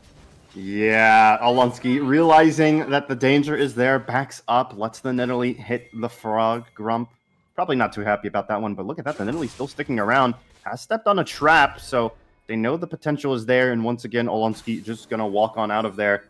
Scarring Orb gonna spot him out on the exit. I wonder if we're gonna see a little skirmish here. It does seem like mid laners are peeling over, Touch going over as well. Capstock does have the spot to cut off the Ornn, but maybe Venom Crest just gonna let them have this blue buff. This is really awkward for Venom Crest to defend against, because mid lane and bot lane both don't have priority. They have no way to push against the Galio, against the Misfortune Blitzcrank. And now with Oblonsky helping, they're finally able to rotate over, but Frost escaping with a blue buff. Yeah, they're trying to rotate over to catch out Frost. They're really dedicating to this one, but they just can't do it. Frost already out of there. And that's a really big tempo to set if you're the Nidalee. Like we said, it's kind of like the LCK special, just getting those priority lanes, allowing the Nidalee to just invade freely, and that's exactly what they've done. It's gonna land! First one finally finding the mark. Relentless trying to go forward, Ignite thrown down, but Kenalt just not in any trouble, even getting some damage back of his own. Yep, you see the power of the Aphelios lane not having to burn a single summoner spell in that fight. The damage just isn't there yet. Misfortune needs the lethality or the first key item to be able to take these extended fights, but bot side, they're looking for more as both of the junglers have rotated over. Yeah, Frost sticking around, trying to stay fairly close. Tribrush might have something surprising waiting for him if he decides to go over. Just gonna take the recall. Now, I do want to say while we have time, I don't want to mispronounce the name. Venom Crest ADC. Because I look at it and I think like popcorn kernel without the R, but I'm pretty sure that's not how it's pronounced. I'm pretty sure it's Keenal. That's what I've been saying. Keenal. Okay. Keenal. I could be wrong, but we will get corrected eventually. Someone always does it. Yeah, someone will always be there to, you know, make us look bad when it comes to pronunciation. But for now, Keenal will have to do. As speaking of make do, Capstock trying to make something happen in this mid lane, but just not a whole lot of opportunities as far as the Ornn goes. Yeah, the priority will only start being there once the level 6 has been hit and Ornn can actually threaten a burst and some damage onto the Galio. Until then, though, Capstock perfectly happy, just pushing this wave in, making sure Nidalee has priority, and playing across the map with Frost eventually, but still no kills, no huge trades going over for anyone, only the Ignite being burnt out of any player. Mid lane again, we can see the chunking, but it's just not there for either player. Oh, lots of pings going down onto the bottom side of the map. It does seem like Venom Quest want to rotate. Aphelios didn't have to burn any summoners, but they might try to get one out of him now, trying to move forward, trying to find the hook, but it's just not there. Nemilio just so good at disengaging. If you hit the Q, that's gonna glue the target down for quite some time. The slow is very strong. And even with the rotation from Capstock, now level 6, along with Molichka, the danger is still there. Frost has been spending a lot of time making sure these ganks are going well, and they might be looking for the kill! Oh, here comes the call. The Forge God trying to find Frost, but Capstock's here on the side, waiting for the counter engage. He's gonna get the double taunt, but Frost might still be in trouble. Goes in for the knockup, able to find the target. Look at the damage coming through from the Nidalee! Almost able to find the kill. Meanwhile, the bot side first blood is picked up by Keenal. And now back to this jungle fight. We do see Capstock picking up a kill. Smite secured by Frost, still chasing the Ornn, but I think they're fine. 1-for-1 across the map, but we did miss a kill on the bot side. Yeah, but Keenal is the one who steals away the first blood. Somehow Touch and Keenal were able to beat the Blitzcrank Misfortune in the 2v2. Maybe we got a replay of that at some point. Oh, maybe. Frost finds the Javelin! Trying to go in, trying to find the kill, and he will. Maybe even a double here, but I do think Touch is just a touch. Top side! Another solo kill! We're just missing so much action. Solo kill from Vince. I was talking about how Cassante is his champion. That's exactly what you want him on. And that's exactly what you want him doing. Uncharacteristic by Venom Crest. Losing in the early game. This hard, we get to see now what happened on the bot side of the map as the mid lane skirmish was going on. Koto and Relentless land a hook onto Touch. And they turned this around. Relentless just going too far forward. Oh my gosh. That... Oh. Oh, there we go. I lost audio there for a moment, but I'm back. I was like, uh-oh, did I disconnect? But hey, we're back, and yeah, I mean, now we're going to get a chance to look at this topside kill. I mean, I wonder how Vince was able to make this happen. Maybe just an overcommitment by someone, me like Panda. Yep, just get ulted up and out-damaged by the Cassandra. It was very close, though. Yeah, Vince in the danger zone with that one, able to make it happen. But nonetheless, Venom Crest going to pick up this first Ocean Dragon. Not the biggest dragon, certainly not one you'd want to have, but still nice to have early on in the game. Might see a 2v2 here. Frost is coming. Call the Forge God comes through. They might be able to isolate the Nidalee, and they do, but I think she's just out of range. Maybe a re-engage a possibility. Javelin not going to land. Olonsky just hovering, trying to make sure that nothing happens, but gets caught by the Galio, who just does so much alongside the Nidalee. Might even make it a double kill if they can keep going here. Venom Crest in a rough spot to start this game out. Double kill for the Nidalee. We did talk about the setup for the Nidalee. Renekton is the one who usually does it with a point-and-click CC, but if you have AoE, Nidalee is perfectly happy to take 2 marks instead of 1. And Capstock Frost mid-jungle duo just playing immaculately, abusing the early game weakness this Ornn has. Olonsky not able to play as aggressive as the German want to, constantly falling prey to the Galio on the sidelines. Yeah, and Anima off to a great start actually. How big would it be if they were able to pick up a win here? Vince wants to make that happen as he goes in, ultimate used onto the Kennen. Kennen just gonna hold on to theirs, so a bit of an advantage for the rest of this. Vince really flexing the power of Cassandra in the ranged matchup. Panda still needs to be careful with all out, still online. Vince deals a bunch of damage just with a couple of abilities. While Kennen does really need the Proto Bell to be able to burst people down. Level 9 also a huge power spike for the Kennen. But for now, Frost looking bot side again. Yeah, Quarter able to find the flash hook perfectly on the mark. Make it rain on him. Relentless gets the kill. Anima just relentless aggression. That's the only way to describe it. They don't want to let Venom Crest play the game. They are the team fighting team of Division 2. They are the ones with highly mechanical players. But if you outpower them straight up, you can take them down. Unfortunately, Herald not able to get the charge there. That one definitely hurts to watch, but they were still able to get a kill there, and now Aphelios 2 deaths for him, definitely slowing down the potential scaling for him. Maybe they can continue to do that. Capstock not allowed to recall here, but I mean, yeah, they have just not left their foot off the gas pedal so far. Just this Nidalee always hunting, always lurking for these kills. And while the bot side is being controlled by Nidalee, of course, Olansky trying to farm up, trying to find the Strikebreaker or the Gold Drinker, whichever he's going for here. It's actually a hard decision because both would be really good.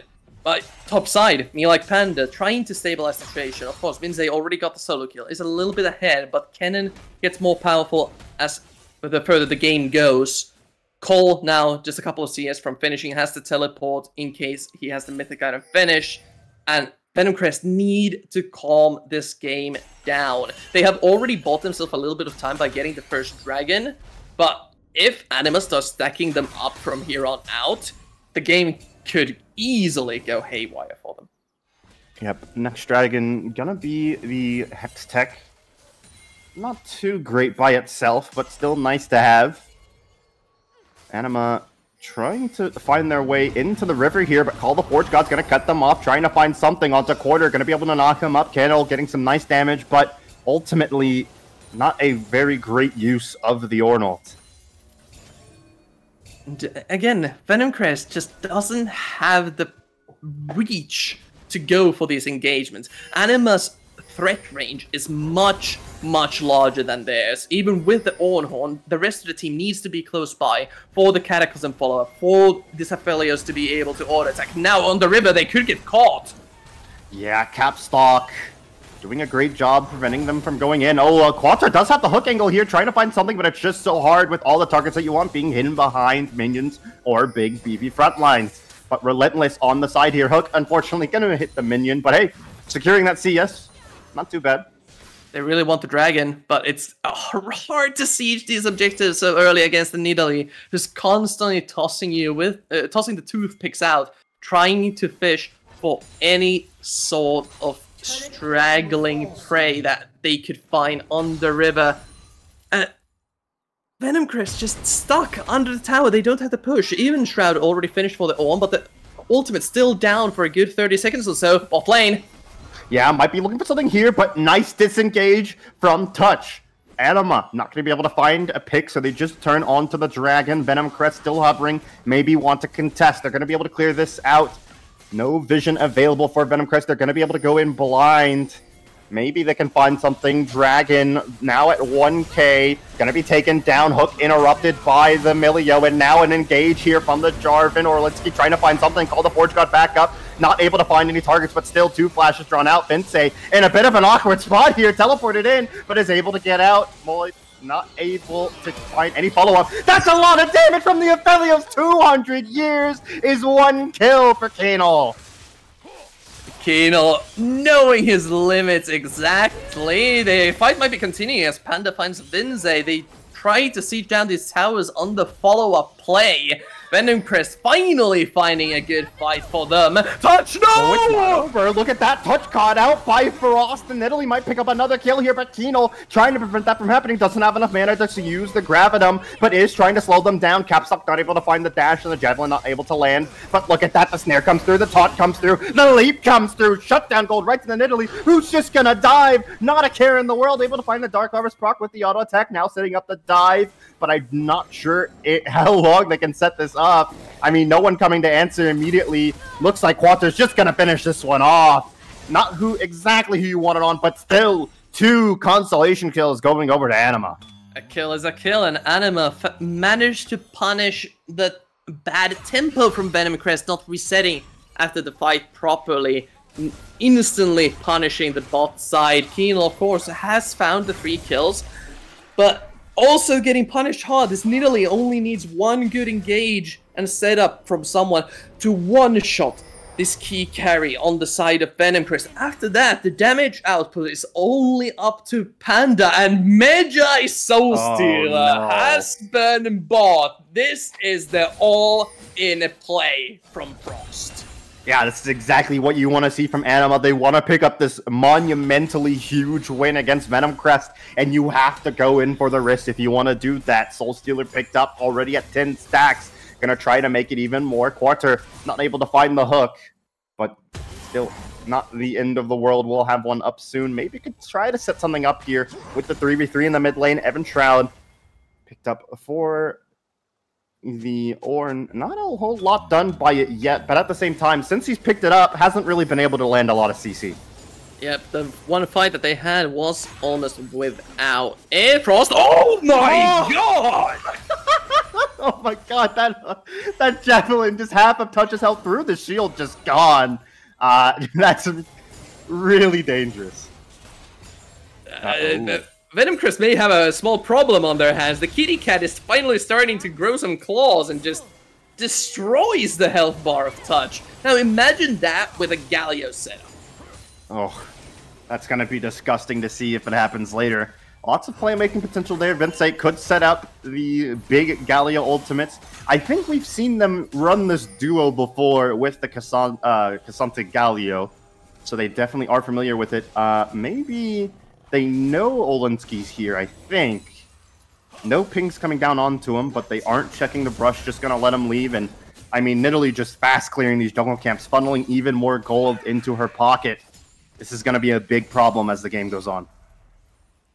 You know, only one defending mid lane needs to be a little bit careful of this Blitzcrank. They do have some dive potential with the rest of the team. A little bit late on the rotation, gonna get some good damage onto the tower. Because of the lack of vision, they're afraid to go hit the tower. Okay, of course, Jarvan is on the sidelines having the mythic item finished, but they do need to defend against this Herald push. And I do want to talk about the Jarvan for a moment. Has opted for the Stridebreaker. We usually see people go for the Goredringer for more sustain in that front line, but oh wow, that wave is just gone. But yeah, Jarvan just wants to set up his team some more with the Stridebreaker slow. This is well defended by the side of Anima. Sadly can't prevent the Herald from getting a charge off, but still only one good chunk taken down from the mid lane tower while they have the priority with the Misfortune Blitzcrank constantly sieging the mid down. Dragon up in 30 seconds. The Venom Crest team would really love to contest this one. Yeah, especially because Cloud Soul just feels so great on the Kennen, especially. Love to have that in his pocket. Dragon gonna be coming up in 18 seconds. We're getting some resets here from Anima, but Venom Crest already in position to take this. Might be able to sneak it in if they're confident that the 3 of them can go for it, but it does seem like they're just going to clear out the mid lane. Still, the reset timings are a little bit odd. Anima a little bit late with the recalls, but they do have some key items completed with mythics done on everyone. But Venom Crest now, with the priority, can just start up the dragon. There's no... What? Where are they going? They're going topside to set up probably for the Herald that's going to be coming up in 36 seconds, but yeah, it is a bit strange that they have not opted to contest this dragon. Especially, like I said, a lot of people on Venom Crest would really like to have that soul. It's not a game-ending soul like the Infernal or the Ocean, but it's still very nice to have. The problem is that it's not Herald that's spawning, it is Baron at 20 Oh yeah, it's minutes. Baron, actually. I forgot we're already this deep into the game. I'm just so invested in how exciting this game is. And speaking of excitement, we're going to see another engager, this time on the Frost. Trying to find the knockup, going to be a little bit short. Quarter maybe trying to find a hook angle on the retreat, but just not going to go for it.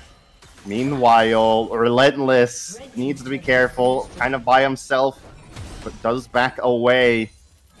Yeah, and now that you pointed that out, it is a bit strange that they did not opt to contest that, but now Vince going for this tier 1 turn in the bot side. Yeah, they do get the top side tower. Hook lands! Oh, hook lands, but no follow-up unfortunately going to come. Yeah, what I was about to say is that they got the entire top side of Venom Crest, they stole the jungle camps, and they eventually got the tower down.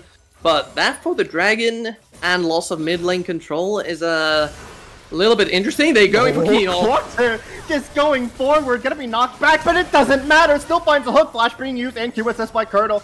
Or Kino has to back away, and for now going to be safe. But both key summoners and the QSS, or actually, no wait, did anything cleanse? I thought I saw a cleanse animation. Breath of Life from Milio does in fact cleanse. Oh right. Why am I forgetting the one champion that has a cleanse, AoE cleanse in their kit? Wow, nice move by Capstock there. Teleport even cancelled by the Ornn. Now, Me Like Panda in a bit of a rough spot, might be caught out. Frost coming up, trying to find the javelin, but it's not going to land. Olinsky has arrived, trying to find something. Moonlight Vigil not going to find anything either. Nice bullet rain from the Misfortune, just dissuading them away and running off. As now we're in a bit of a neutral state, but maybe Frost looking for something, still lurking, still trying to find a pick. But for now, a lot of stuff on the screen, but not a whole lot of damage coming out. Both of the teams still trying to find a proper setup for the team fight that they want to take. Venom Crest ahead in objectives, but Anima just gold lead City, 5k almost ahead, trying so hard to overpower this Venom Crest scaling composition on the back of this Nidalee. The picks have been so close to succeeding, but just one spear too many has missed to get this Magi rolling. Now, bot side, Me Like Panda already finishing the Void Staff, starting to do a whole bunch of damage if it can get to the flanks on the side of Anima. Yep, starting to get those items in will be quite the troublesome little Yordle on the side there. Speaking of troublesome, that oak damage, I hate red-white combo. That, like, people talk about, or not red-white, sorry, sniper-white. Like, people talk about the red-white all the time, but I mean, the Calibrum is just so annoying to deal with. It almost looked like a Nidalee Spear just hit him. Yeah! It kind of did look like a Nidalee Spear, except for it's like 3 or 4 several mini Nidalee Spears throwing at you at the same time, and they're target locked, so you can't really dodge them. As Vince just pushing this one in, probably not going to go for dive here. Kind of hard to dive the Ornn, so they're not even going to go for it. I always forget that Nidalee has a new voice, and then every time I hear it, it's very jarring. I've heard a lot of Nidalee players complain that she talks too much now. Yeah, I have to turn her voice down anytime she's in my game. Like, I turn voices down anytime she's in the game, which is weird because I normally like listening to voice quotes just because the voice actors for this game are so talented, but Nidalee just talks too much. Same with Zoe, just talks too much. Now they are trying to set up a siege over to the mid lane, though, with a minute still for the Dragon Frost. Frost caught down by the Gravitum, but no real danger, luckily, yet. But still needs to respect the potential Jarvan. Frost is just not afraid, even finds the Javelin onto the Jarvan as he goes in. But now maybe Quater might be able to find something. They're really trying to spoon out the flank. Look at Kennen. And yeah, Kennen lurking behind. This could be very big, and he goes in. Ultimate use, as well as a Cataclysm, but not a whole lot coming out. Yeah, fantastic hook from Quater before he goes down. Now they're chasing. Kino is caught out and dragged back. Another kill for Anima, double kill for Relentless. They're gonna peel to the Baron! Such a good response from Anima. They thought they had the entire team in the Kennen ultimate, but perfect peeling from every single member heading into different directions. They find the spears, they find the blitz hooks, and eventually win the fight on the initiation of Venom Crest, securing the Baron.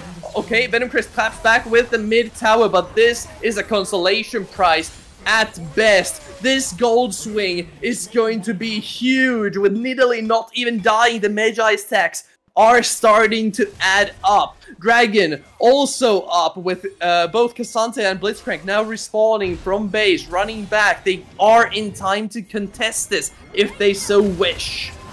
Yep, and that's exactly what they want to do. Frost throwing out a javelin, but not able to find anything quite yet. Quater popping that Shirelius, trying to bring the squad with them as they look for the hook, but just nothing thrown out yet, just zoning them away. Venom Crest gonna walk up here, not completely blind, but they don't have a whole lot of information either. Anima just grouping, waiting for them to make a mistake, but it does seem like they are maybe gonna back off. That would be surprising, considering the tempo they have.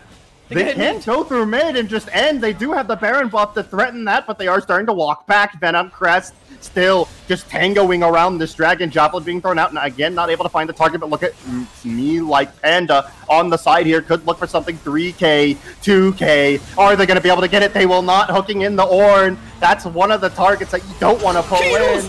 Goes in for the huge knock up, the huge wombo combo. But look at this, Jarvan keeping his team trapped in that Misfortune ultimate. Does a lot of work. Venom Crest still cleaning up the fight, trying to find something, but it does seem like it's going to calm down. But man, 3 kills for 1 in favor of Venom Crest.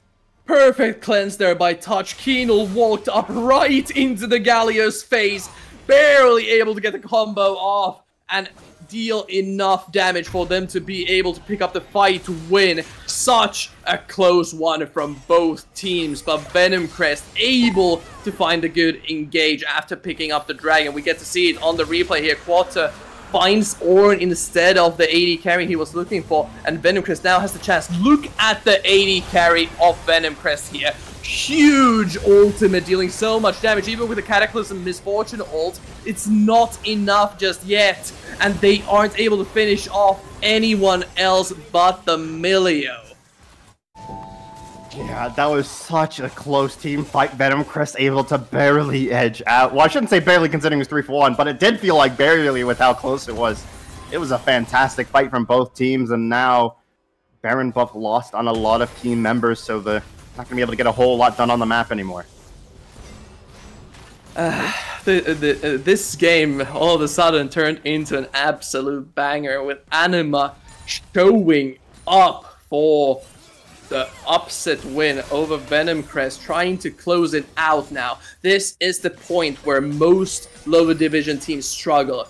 Closing out the games after securing the lead. Still 4K ahead. They have the power spikes. They have the Magi stack Nidalee. They're playing against a high scaling team composition, and the timer is there. It's about 7 minutes from now that the game is suddenly going to turn really difficult for them. Yep, scaling is definitely something you have to consider. Ornaments starting to come through. First one does go on to the Jarvan. So he's going to have that upgraded Stridebreaker. Actually, because I don't see Stridebreaker like ever, I don't know what the upgraded name is. I have respect for everyone who actually learns those names. I just don't bother. Dream Shatter. That's actually a really cool name. Wait a minute, hold on. That's actually really awesome. How do I not know that? But now I do. Equinox. Gonna be the one for Ornn himself. Maybe another one coming through here. Who's it gonna go on? Oh, no, it's just Naim for himself. I lied. Oh, wait, nope. There's the Typhoon. I lied. Once again. I didn't see the little trail animation that usually happens, but yeah, Typhoon picked up for the Aphelios now. 3 ornaments on the team. We talked about the scaling a moment ago, and now it's definitely becoming a threat. Still, with no objectives on the map, it's a little bit difficult for either team to set up anything.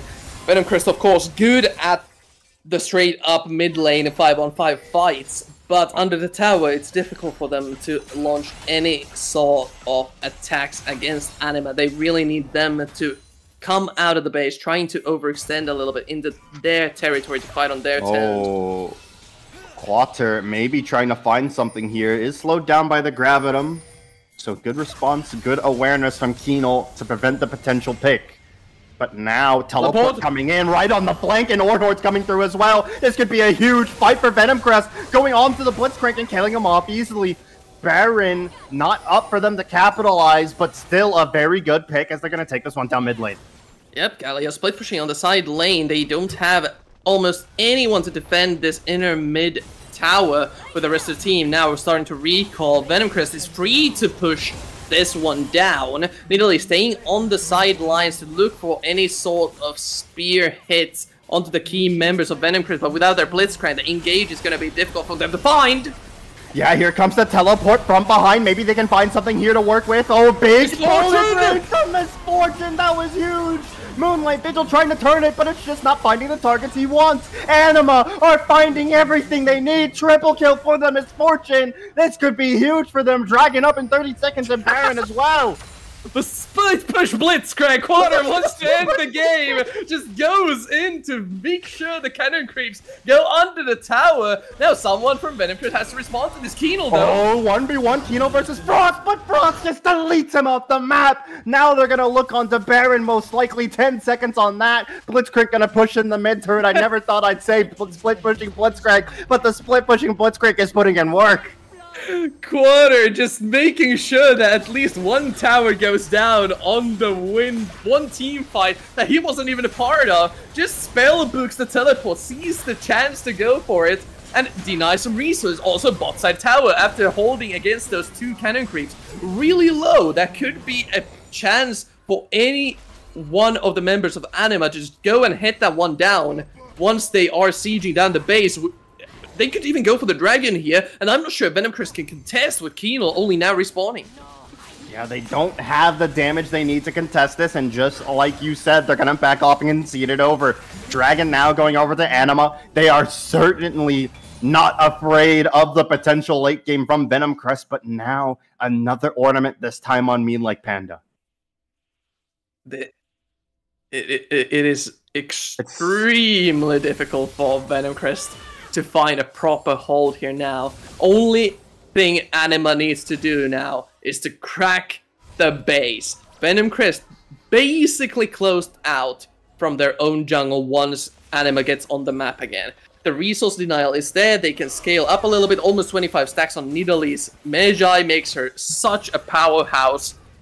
And this game could be the first upset win that we definitely have had on the NLC Division 2 streams. Anima just looking so powerful. Yep. Now Venom Crest trying to lurk, trying to find a pick. But I mean, the Nidalee is just putting on so much pressure, backing them away. They're rotating to the top side. Maybe want to make that happen. Ping's going down. But still, just a lot of vision control from Anima to make this happen. Just using the Baron empowered minion flash, or I should say Hex Flash. Not able to find anything there for Quarter. Venom Crest doesn't have any wave clear. The Baron empowered minion. Whoa. Okay. I think he escaped from the cannon just now. Yeah, I think that's what happened. Didn't want to face the cannon. Another ultimate being used. Moonlight Vigil only able to find Quarter. But still, the Aphelios is putting in work. And is getting peeled so well. This might not go well for Anima. A lot of kills going over to Venom Crest. They're chasing them down, trying to find some more picks. And the Aphelios damage is so nuts. Double kill now for me like Panda. They're gonna keep chasing, but I'm not sure if they can find anything. Me like Panda has not given up, and they're throwing down a lot of pings. They want to chase that. They want the ace. Kennen on the lurk here does still have the ultimate, but not gonna use it. Just gonna take the tower instead. Securing the objective balance as well. They have been behind for so long, but Keenel, the powerhouse that he is. I said it before draft, if you give this guy a failure, you better be prepared to shut it down, because once he is online, he turns almost unstoppable. Venom Crest finding these huge turnarounds. It looked bad at first with Olonsky getting caught out by the Blitzhook. Gallia rotating here with the ultimate, making sure that Kennen isn't able to participate on the first half of this fight. But Keenel having the perfect weapons after all of this just gets... Oh! The Moonlight Vigil actually whiffed there. So instead, the replay... Wait, what? Huh? Huh? Okay, never mind. Well, you guys saw the fight. You know how it happens. We don't have to tell you, okay? Technology, it sometimes works. Yeah, sometimes. Anyway, we have a mid lane siege situation. The Baron has now run out, and the sieging potential is heavily reduced. They don't really have the power yet to straight up threaten a dive. They can kind of do it with Blitzcrank hooks, but when Keenel has Infernum to clear the waves, it's not easily accomplished. No, not at all. They're still trying to find something anyway, though. Really trying to find these javelins on the side to chunk away the members of Venom Crest. But Venom Crest just still marching forward, still trying to set this up for them. Dragon and Baron not up for a while, but they're still trying to establish the map control. The last ornament going to be... Don't tell me. Don't tell me. Is it Trillia's Battle Song, I think, is the one? Sounds... Requiem. No. Something is a battle song. I can't remember what is a battle song, but I do remember that being a thing. That's... I think maybe that's the TFT. No, that item doesn't exist in TFT. Man, I don't know why I thought of that. Anyway, I am 100% sure it has been a name at one point in time for something. But now we have a siege here with Panda losing half of his life already. Yeah, the siege... Not just going to be called off for now. It does seem like Anima want to take their resets. Dragon going to be up in 30 seconds, so they want to have as many items as they can for that one. Frost still lurking on the side. Maybe could find something here. Javelin, even onto the Orin, does a decent amount of damage. Oh, that scared me with how far forward he was walking. Is Frost trying to bait them in? Because he's playing so far up. Yep, and it does seem like maybe that's the goal. Capstock on the side here. Does have ultimate if he wants to use it. Frost throwing out more javelins, just chunking down this frontliner. But still, oh, well, there's a target that you want to hit. Touch brought down. He's just going to dive in and kill him.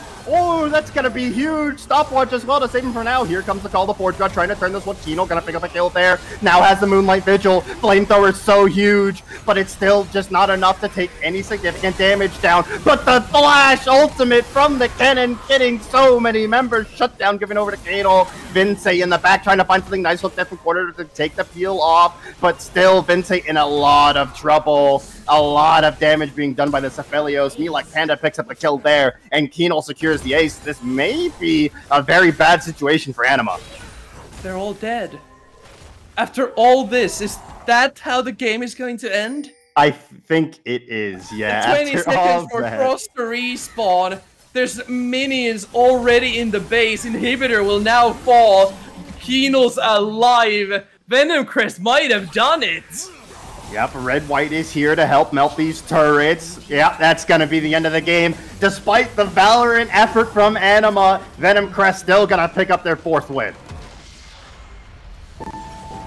Oh no! Yeah. Just one mistake is all it took. Frost overcommits onto the Emilio saying, I can get this and get out alive. He couldn't. And Venom Crest go, okay. We lost our support, you lost your biggest damage threat! We're just gonna fight you now! And Anima just didn't have a way to get away! Jarvan and Ornn just constantly hammering down on the backline, they didn't have the damage to kill them anymore. Yeah, maybe a bit too greedy there, jumping in onto the Milio. Had to be a little careful, especially with how much burst damage Venom Crest had, and just didn't respect it enough. I mean, it is kind of an anticlimactic way to end such an exciting game, but it was still a great showing from Anima. They definitely showed what they're capable of doing. It looked like they had it in the bag, but Venom Crest just holding on for dear life, making sure Kino got the resources, and closing out the game once they had the chance. Immaculate defense by them, but I assume we will be hitting now for a short break before we come back for the last game of the year. Yep, we will be right back, ladies and gentlemen, for our last game of the day. Please stay tuned. We got yet another banger coming up. We'll be right back.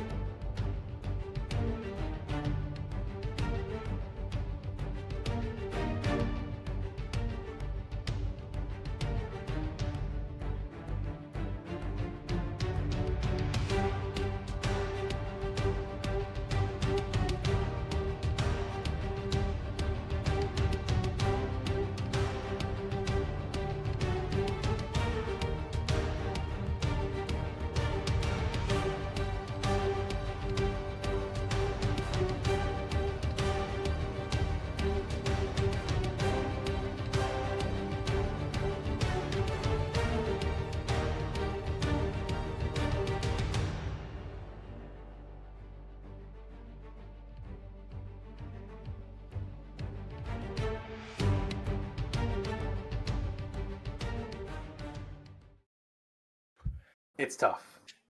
It's hard out here sometimes, man. Like, everyone loves an underdog story. Shout out Dodgeball.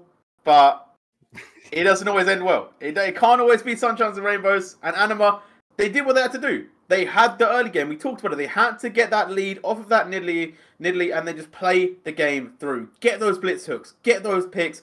But the game becomes increasingly more and more difficult. We talk about it as if it's just kind of like you get it done and it's over. But the difficulty, it levels up. And it got too hot. It got too difficult. Frost, he kind of melted a bit. Jumped in. Lost his cool. And then it was kind of GG from there. And you know what? It's sad because I feel like he had such a good game. You know, like that was going to be my MVP if they picked up the win. But either way, that is it. The TLDR, obviously, if you can't tell by what I'm saying, is that Venomcrest picked up another win. They are 4-0, but not in a you would have expected. It was a lot closer than anyone had predicted, especially after the draft, which we have all said is pretty favoured to Venomcrest as well. And I want to give you some stats from that last game, right? At 15 minutes, Anima were 2k gold up. At 20 minutes, they were 3k gold up. At 28 minutes, they were 4k gold up. And at 31 minutes, they were 9k gold in the lead. We talked about them getting early game. They continued the momentum all the way through, but then they weren't able to close it out. And I want to say, Carvis, like, break it down a little bit. Like, what were Anima able to do to give them such leads to continue through such a long period of the game?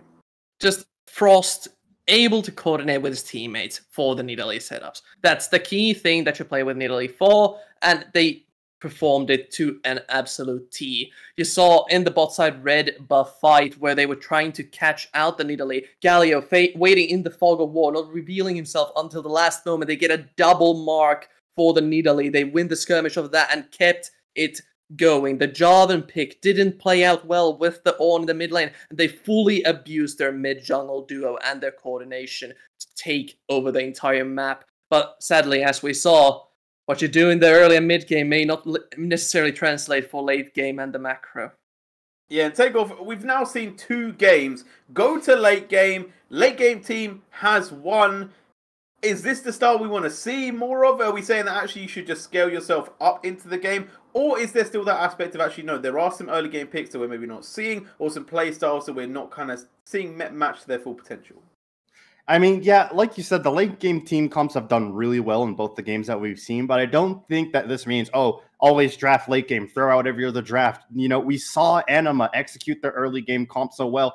And like we said, it wasn't the greatest of comps, but they still made it seem very solid with how they played. So I don't think that we just need to play for scaling every game. I do think that there's opportunities to get that early tempo, to get that early lead, and really push it to close out the game.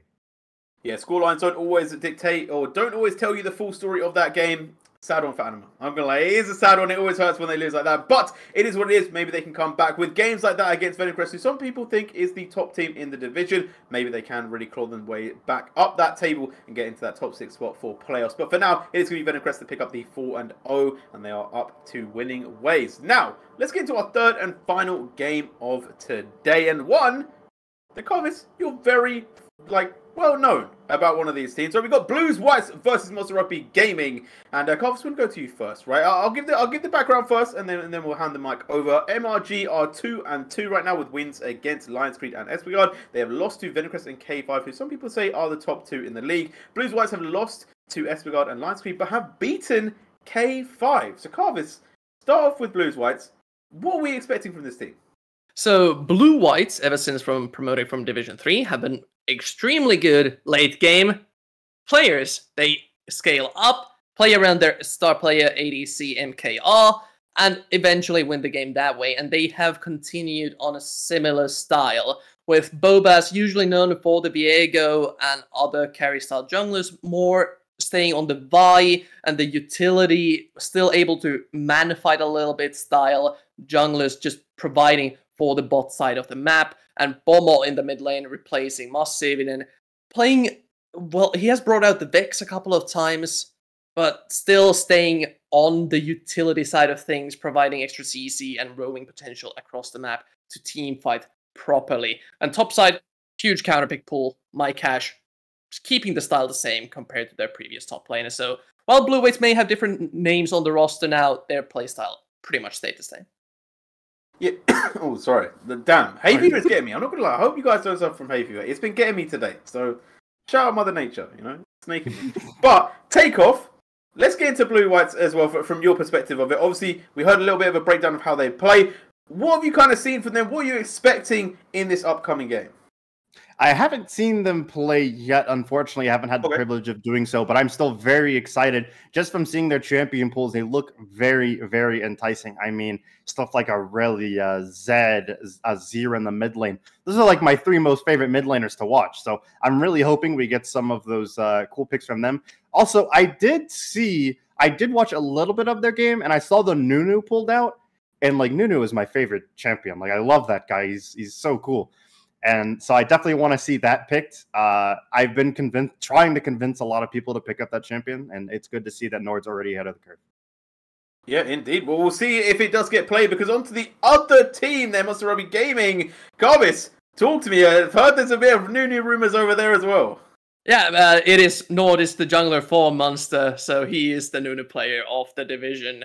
And it didn't really work out. Sure, they did try it once, but it was against Venom Crest, who punished it pretty hard, unsurprisingly for them. While Munster does play a lot of weird stuff, they have a good meta pool as well, with Gaga able to counterpick if needed, but also plays a ton of weak side stuff like Kazante, like the Ornn, able to weak side. Shakur has been showing good games on Aphelios, even though it's not his most played champion, and Influentic, even though they had 1 forfeit loss due to him not being able to... I'm not sure what exactly happened there, but whenever Influentic has shown up to play on the Rift, he has been destroying the games for Monster, and even got his Aurelian Soul once, just took over the game instantly. Nice. It seems very exciting. As you said, the picks already going to be quite an interesting one. Hopefully we'll have pick and bans pretty soon. But in terms of matchups, I feel like it's always interesting getting into the new season, right? Because a lot of teams are kind of getting together. They're making new rosters. Teams haven't played together too much. I feel like Blues Whites, correct me if I'm wrong, it's Blue White. Blue White, sorry. Yeah, as in the flag of Finland, it's blue and white. Blue White, yeah. Like I'm hearing whites and I'm like, okay, let's go be an S on the first one as well. Blue Whites, my bad. They played a little bit together, right? Am I correct? They have played a little bit together. There are 3 former Espigada players on that team, Mike Cash, Bobas, and Bomber, so the entire top side is from previous splits Espigada, while Mörke and MKR, I keep saying the old name, they changed it for the NLC season. MKR and Boltox are familiar with each other from the Finnish scene, even though they haven't played on a team together too much. Of course, Bomber as well, being a Finnish player, is familiar with MKR and Boltox. But yeah, they do have some inherent synergies, but it is early in the season and the teams are still working out the kinks. But they did show some good team play against Karolinina, where they managed to pick up the win. And obviously, with that being quite a big name as well in the league, it definitely sets them up to have like a decent potential. You know, the wind is in their sails, as you could say, because coming off of those kind of big wins, picking up wins against like number 1, definitely going to be in your favor. Now, Monster also have picked up some wins as well. They're definitely no stranger to victory, and have actually picked up wins against teams the Blue Whites have lost against. Takeoff, what is your maker of Monster Rugby Gaming right now? Because obviously you kind of said a little bit about how like they play some interesting stuff. They definitely have a lot of picks that are in their favor. Given the results they've had so far,